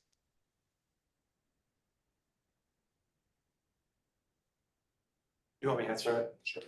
I don't know, I mean, I see your point. I don't know the answer without looking at the license from the health department, because that comes from the health department. So that's something we'll pick up during inspection, but either way, it is the law is the law. It's likely that they do not, but it just depends on matching up the license that's at the wall from the health department. And I don't know that right now. But we can definitely address that. Okay. Question. Any other questions, board members?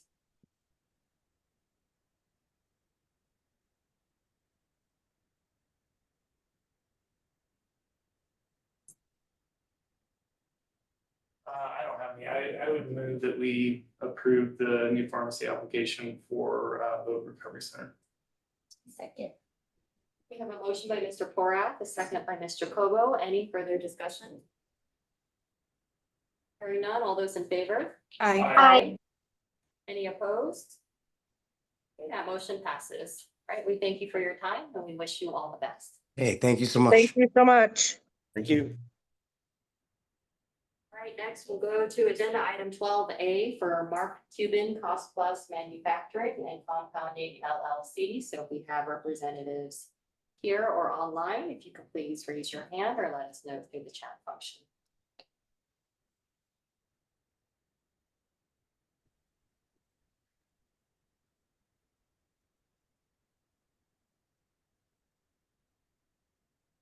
Alexander, can you hear us?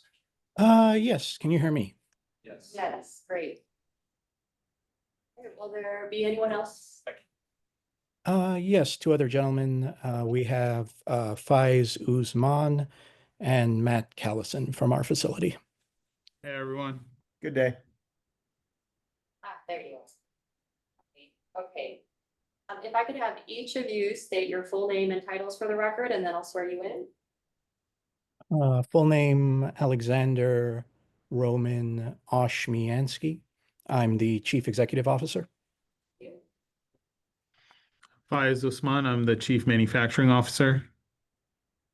And Matthew Lawrence Callison, I'm the Vice President of Quality. All right, you join me in raising your right hand. Do you swear that the testimony that you're about to provide will be both truthful and complete?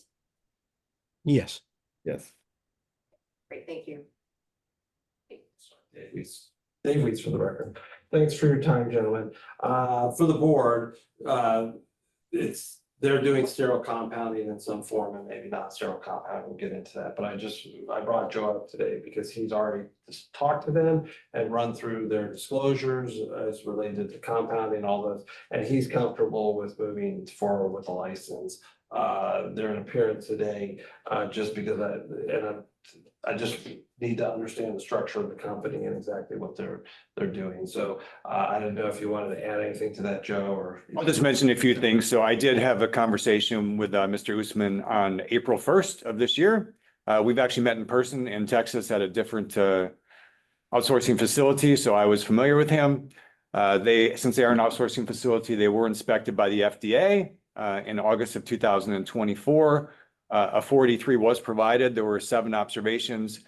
So during my discussion with Mr. Usman, we discussed the observations and their response to the FDA. The FDA has not closed out the inspection or hadn't as of April 1st. Mr. Usman, any updates from the FDA since April 1st?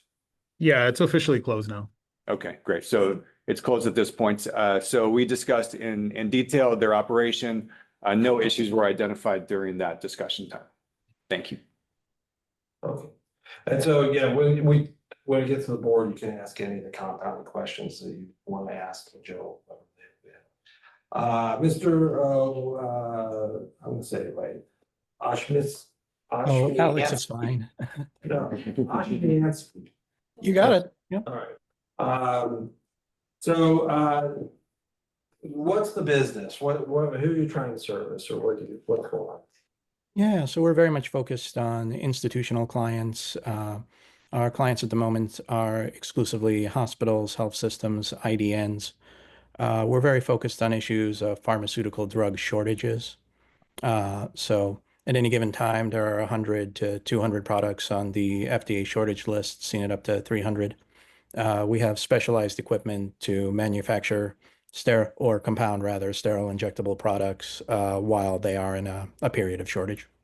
And some ready to use products too, neostigmine and that kind of stuff. Do you do that or no? Not that specific product, but yes, we do that as well. All right, sounds good. And so you're not, are you a pharmacist? I am not. Dr. Usman is. Okay, you don't have to be. I just was curious. Since Joe ran into while I was traveling around Texas, I thought you might be a pharmacist. Okay, so I find the name slightly confusing, so I'm going to ask some questions around that, and then we had prior to today, we had a Cost Plus pharmacy that was license number PH 04505. And I think it was you. I think you were listed on there, or this is common ownership. So do you know do you know about that pharmacy? And it's no longer active? Okay. Yeah, so we have an organization, Mark Cuban Cost Plus Drug Company, which is registered as what's called a PBC, Public Benefit Corporation, equivalent of a C Corp. And we use that as a virtual wholesale entity that provides a fulfillment pharmacy in Florida with product that they sell through a platform using our brand name. And that sort of kicked off operations for a number of different or inspired the creation of a number of other business units. Initially, we had planned to house them all under a single corporate entity, but we were advised by our regulators here in the state of Texas that it might be beneficial to set up other separate affiliate entities for licensing purposes. And so that's Radical Investments. So that is my co-founder, Mark Cuban's. That is his investment vehicle that he uses to invest in a variety of companies. Okay, and so is there any affiliation between or activities between the Cost Plus, what you're calling a PBC, and this Cost Plus Manufacturing Compounding, which is 503B? Not at this point, and we don't foresee it at this point. There is common ownership. It is slightly different. We do have other investors in the PBC entity, but there's effectively no overlap between the business activities of the companies at this point. Okay, and so for Nevada, if you're participating in the pharmacy world and doing things that pharmacies do, you do need to be licensed. So do you know why that license was not renewed with us? Yeah, so that entity, that business unit actually closed down. Okay, so it's not operating in any state anymore? Correct. Okay, sounds good. That makes a lot of sense to me. Just a couple more questions. Do the current owners of Mark Cuban, Cost Plus Manufacturing and Compounding, do they have ownership or a business relationship with PostMed or TruePill?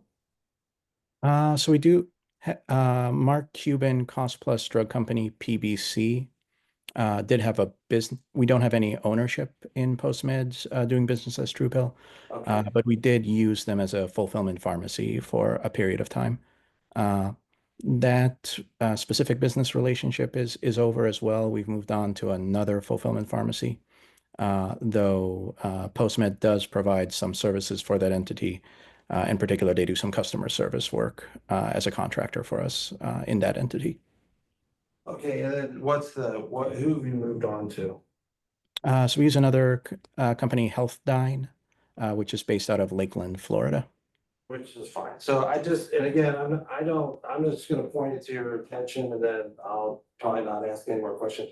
On our application, question 3, has the corporation any owner, shareholder, partner, or any interest ever been subject to administrative action, board citation, or fine, or proceeding related to the pharmacy industry?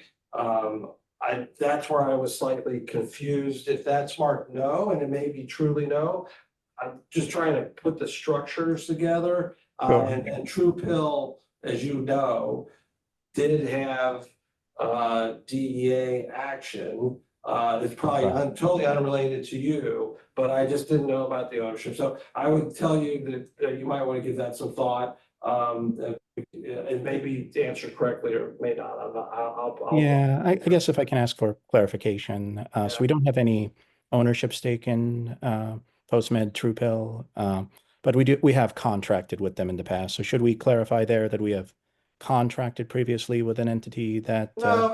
No, I appreciate it. The thing is, we want to have I know you can appreciate this, you're in a highly regulated business. We just want it to be accurate. And so I'll read it one more time. The corporation, any owner, shareholder, partner with any interest. So I think that's for you to answer, not for you know the structure better than I do. And I'm just telling you, this isn't a gotcha. I'm not trying to do a gotcha. I'm just trying to get it correct.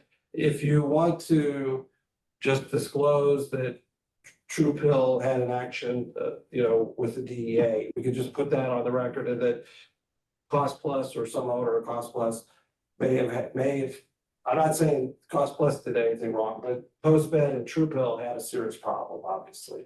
And they've been in front of us before, so that's up to you how you want to handle it. And if you need time, we can provide you some time. Sorry, I have a question. Are you saying that we need to clarify that on the application? I think you can do it here today or do it on the application. And I'm not saying you have to do it. I think I have a sense for it, but I'll have to spend more time looking at it. I can't do it right this second. Oh, sure. So I guess to break it down a little bit for if it's helpful today. So the owners of Cost Plus, Mark Cuban Cost Plus Manufacturing and Compounding LLC, also own the majority of Mark Cuban Cost Plus Drug Company, PBC, separate entity, but similar ownership. And that entity, the PBC entity, has previously contracted with Postmeds, doing business as Truepill. Yeah, and I'll point it to the question says any interest, and I'll again, if contracting, no big deal, no, it doesn't relate. An interest does. So that I think the word that I'm hung up on is interest. Is interest, I see. I would say no interest in Postmeds. Okay, I don't have any further questions. Great, board members, any additional questions? I guess, Adam Port, for the record, looking at the 483, I was a big concern, but I guess if you're good, Joe, with the resolution on that. Yeah, we discussed it, and the fact that the FDA's closed it out would tell us that they don't have any further concerns at this point. They'll probably be visiting them again this year, the FDA. So if there were any issues that arose, we would obviously be made aware of that. Great. And I think that just if part of this is that you want an inspection, and I'm not saying that has to happen, that's a tool that you have, Adam, if you feel more comfortable with that.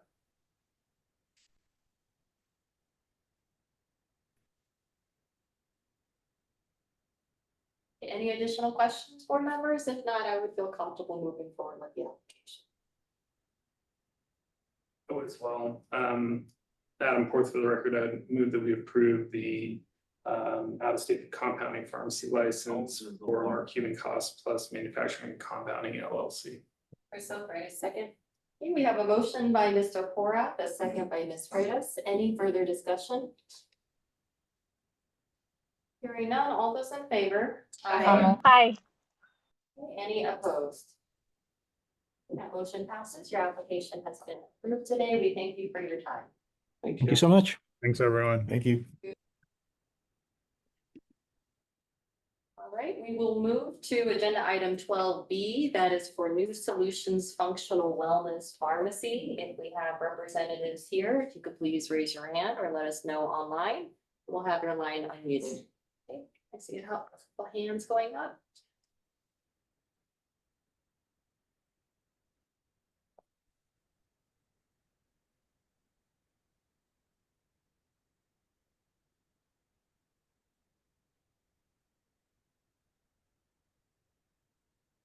Hi there. Hi. Hi. Good morning or good afternoon. If I could have you state your full name, or how many people are we anticipating? 3 of us today. Okay, and you're all here, it looks like. Yes. If I could have each of you state your full name and titles for the record. My name is Michaela Knatzer. I'm the pharmacist in charge at New Solutions. Thank you. My name is Christy Sims. I'm corporate pharmacist. And my name is Taylor Fife. I'm a co-owner. Great, excellent. If you join me in raising your right hand, do you swear that the testimony that you're about to provide will be both truthful and complete? Yes, I. Mr. Dodge. Thank you, Madam President. This application starts on page 3,649 of the board book. This is an out-of-state new pharmacy.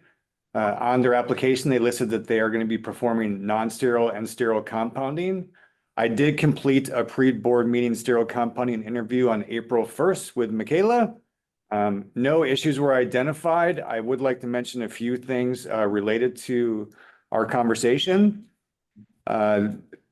Technicians will be performing the sterile compounding at this facility, and in Texas, all sterile compounding technicians are required to go through a 40-hour course, which their technicians did specifically related to sterile compounding. So I thought that was very interesting. Texas Board of Pharmacy did inspect the location on August 5th, 2024, and everything was listed as satisfactory. They will be compounding category 2 products with sterility and endotoxin testing. One of the things that we did discuss on the list of drugs that they stated that they may ship into Nevada, they had some drugs that are currently on the Category 2 bulk substance list with the FDA, which are not allowed to be compounded and shipped into Nevada. So we had that discussion. So I think we were clear that that's not allowed.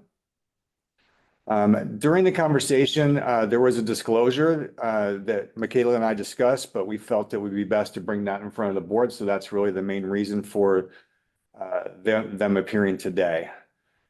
So I would go ahead. Michaela, any other things you want to relate pertaining to our April 1st discussion? Is everything correct and accurate? It's correct and accurate. We went ahead and prepped our menu to get rid of those, the ones that we're not shipping in. So we're getting ready for you. Great, thank you. So I'll turn the board's attention to page 3655, and this is related to the disclosure. So specifically, if you look at the counts under number 1, it states like halfway down through the paragraph, New Solutions Functional Wellness Pharmacy received notice that approximately 16 patients experienced adverse effects potentially attributable to batch sterile preparations of NAD+, 100 and 200 milligram solution for infusion injection compounded by the pharmacy for office use, and subsequently failed to notify the board.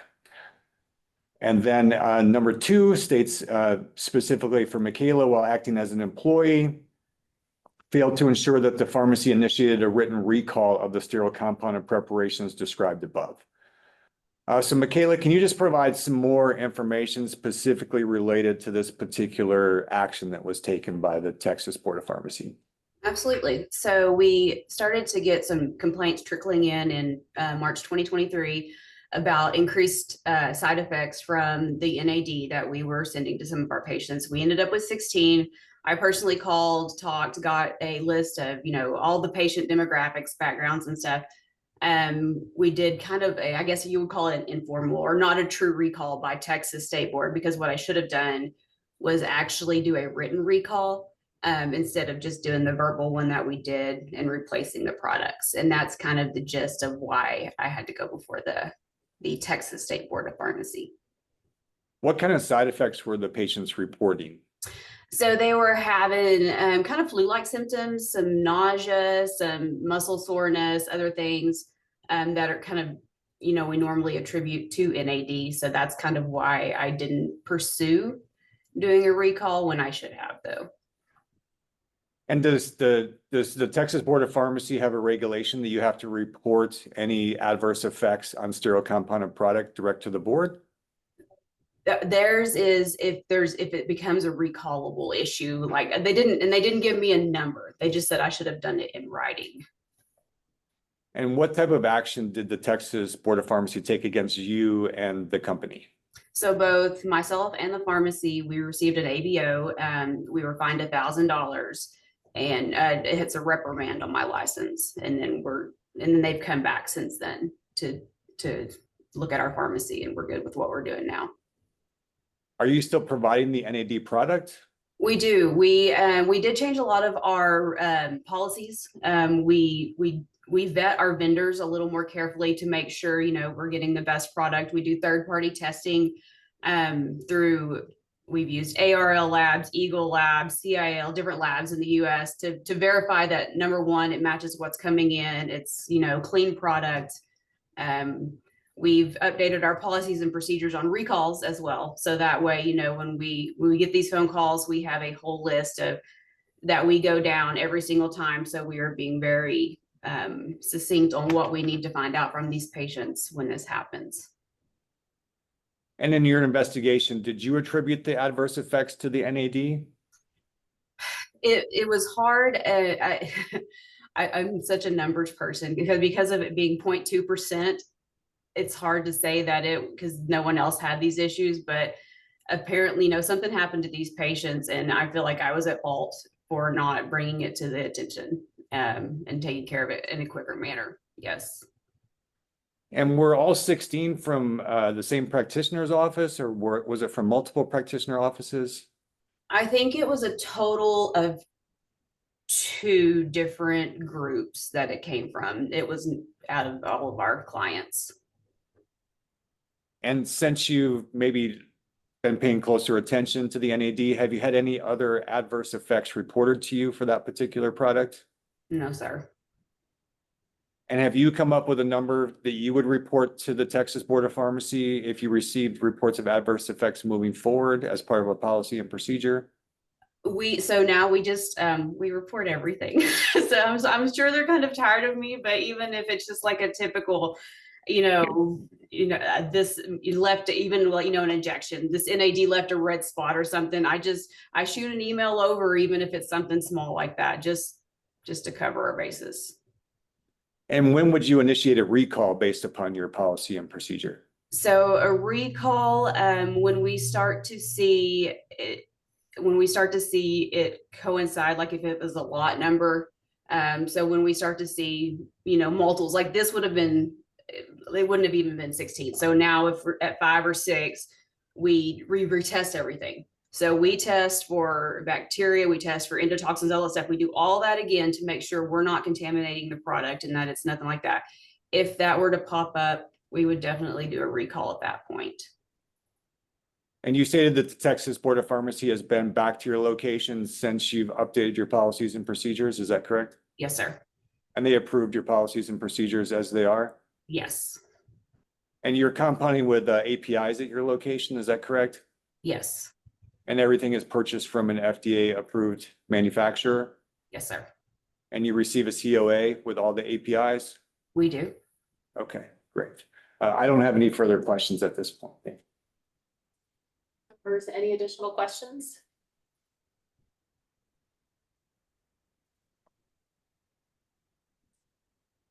I don't have any additional questions, then I would move forward with further information. Second. So motion by Helen Clark, second by Jade DeCoco. Any further discussion? Hearing none, all those in favor? Hi. Any opposed? That motion passes. We thank you for your time today. Thank you. Thank you. Thanks, everybody. All right, we'll go to agenda item 13A for Mila Pharmaceuticals. So if we have representatives here or online, if you could please raise your hand.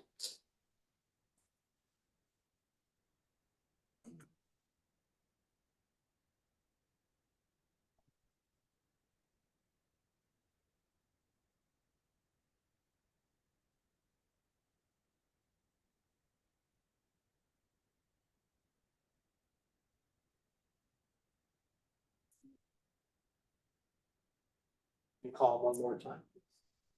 Yes, do we have anyone online for Mila Pharmaceuticals? Agenda item 13A, Mila Pharmaceuticals. So please raise your hand or let us know through the chat function or press star 9.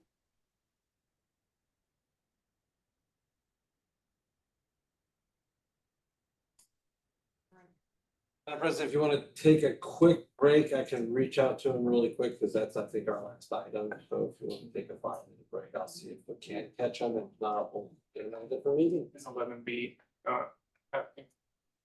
It's not happening 11B is not happening. They pulled. today. It's not. All right, we'll take a quick break. Thank you. All right, so with our Board of Pharmacy meeting, we're going to continue with 13A for Mila Pharmaceuticals. If we have representatives online, if you could please raise your hand or press star 9 to have your line unmuted. Hello. Hi, hello. Who do we have online?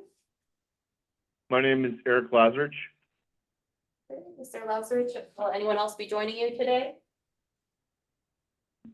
No, my regulatory consultant should have also been on the call, but she's not. I just found out about this meeting just minutes ago.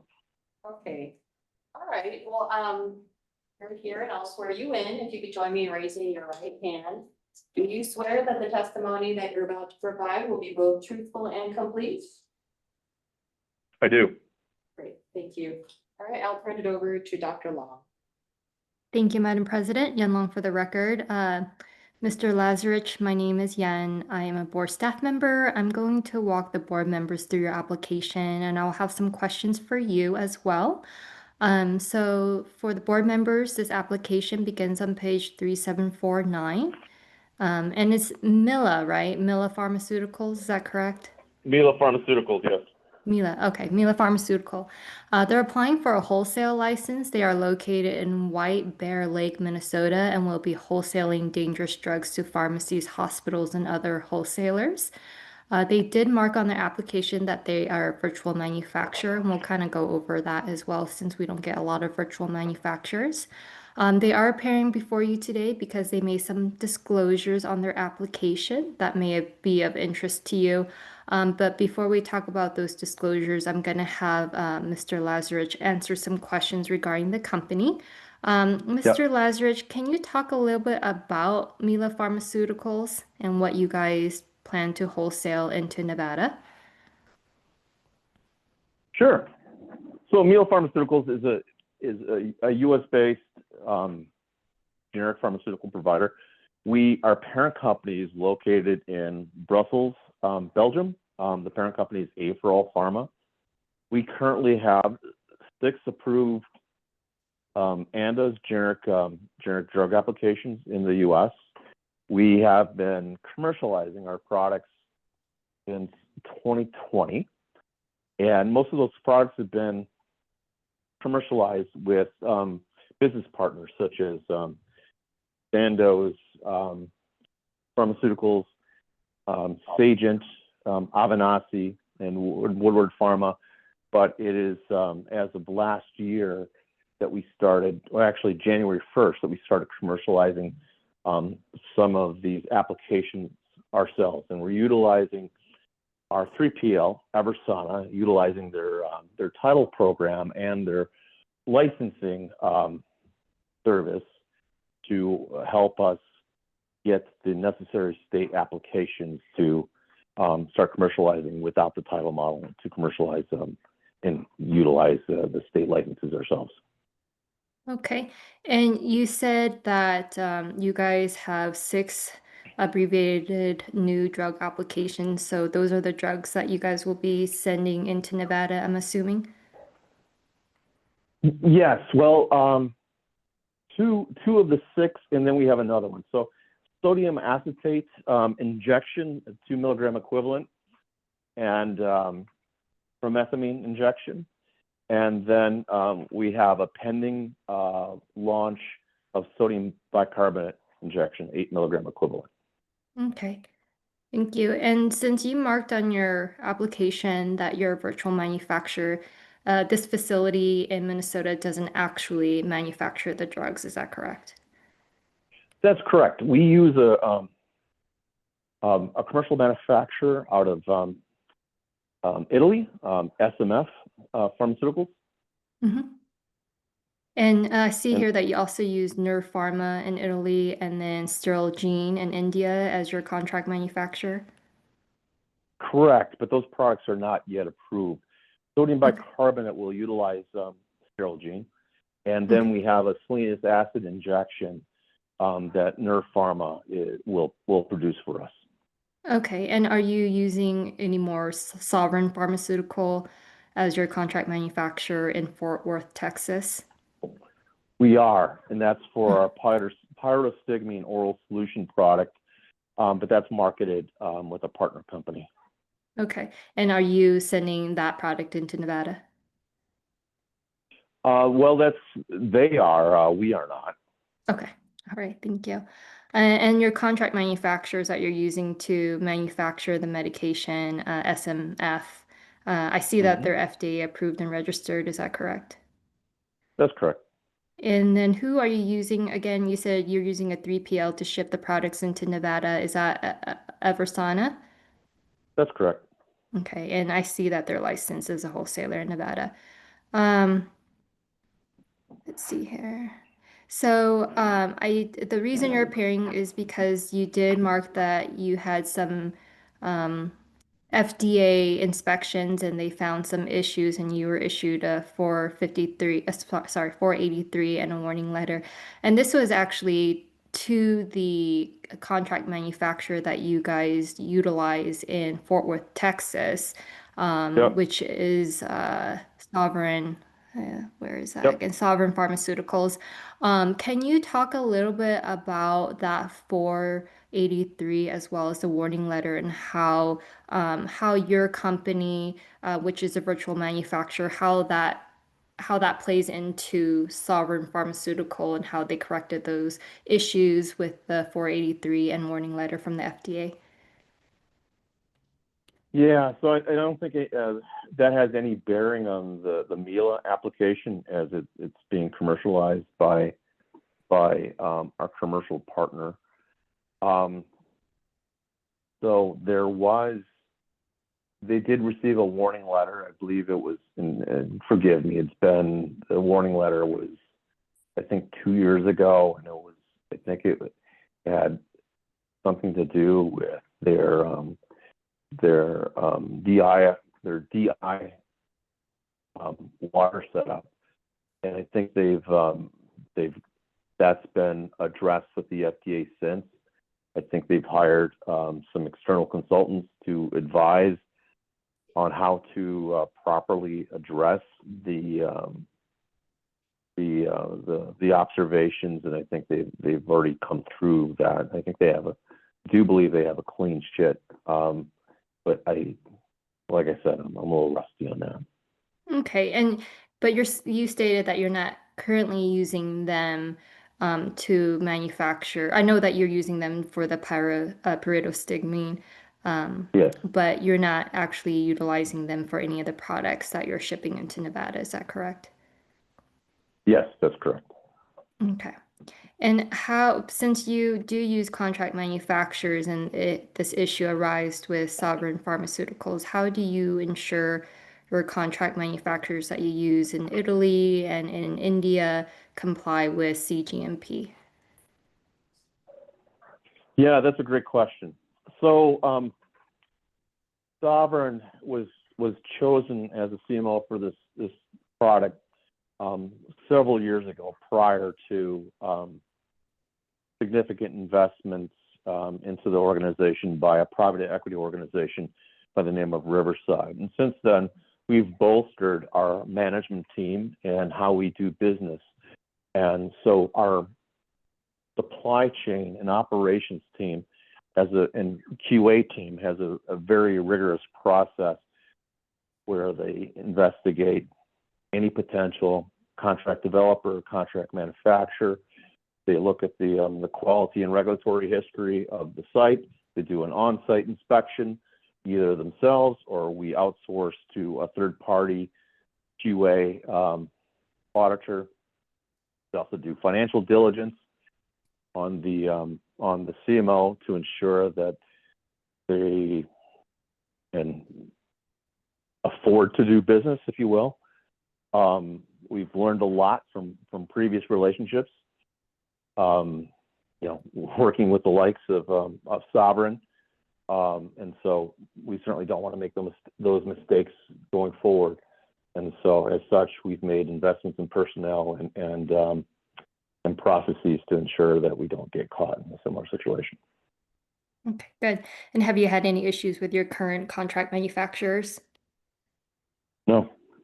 Okay.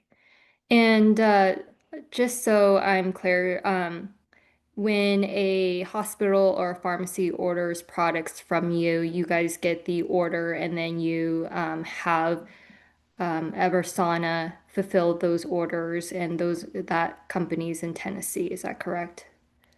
That's correct. Memphis. Okay. Yeah. All right, perfect. Board members, I do not have any further questions. I'll turn it over to you for any additional questions. Great, thank you. Any additional questions, board members?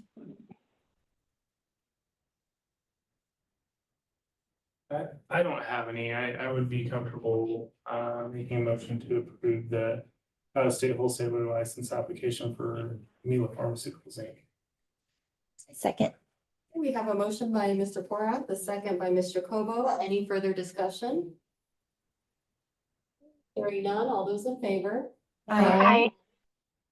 Any opposed? Okay, that motion passes. Your application has been approved today. Thank you for your time. All right, well, thank you so much. I appreciate it. You can get rid of your compliance person. You're in. That's a joke. Thank you. All right. Well, well, Good thank day. you all. I appreciate it. You too. All right. Okay, bye. Bye. All right, so as our final order of business today, the board will open up the floor for any public comment. If we have anyone in the room or online who wishes to make a public comment, please come forward now or let us know on Zoom. Madam President, this is Yen Long. I don't know, Dave, did you talk about the CE that is available now on our website? I don't know if that was brought up during your report. That is in the deputy executive secretary report. Oh, I didn't know there was such a thing. All right, I do want to announce that we do have a CE available now on our website that any pharmacist and pharmaceutical technician can take for their upcoming renewal. John did a really good job with that, and so that is posted on our website and ready for anyone wishing to take a CE. Thank you. Does not appear that there's anyone in the room or online that wishes to make public comments. So with that, we'll close the period for public comment. That completes our agenda items for this meeting. The date and location of our next scheduled board meeting is September 3rd and 4th, and our next meeting will be held in Reno. With that, our meeting is now adjourned. Thank you so much.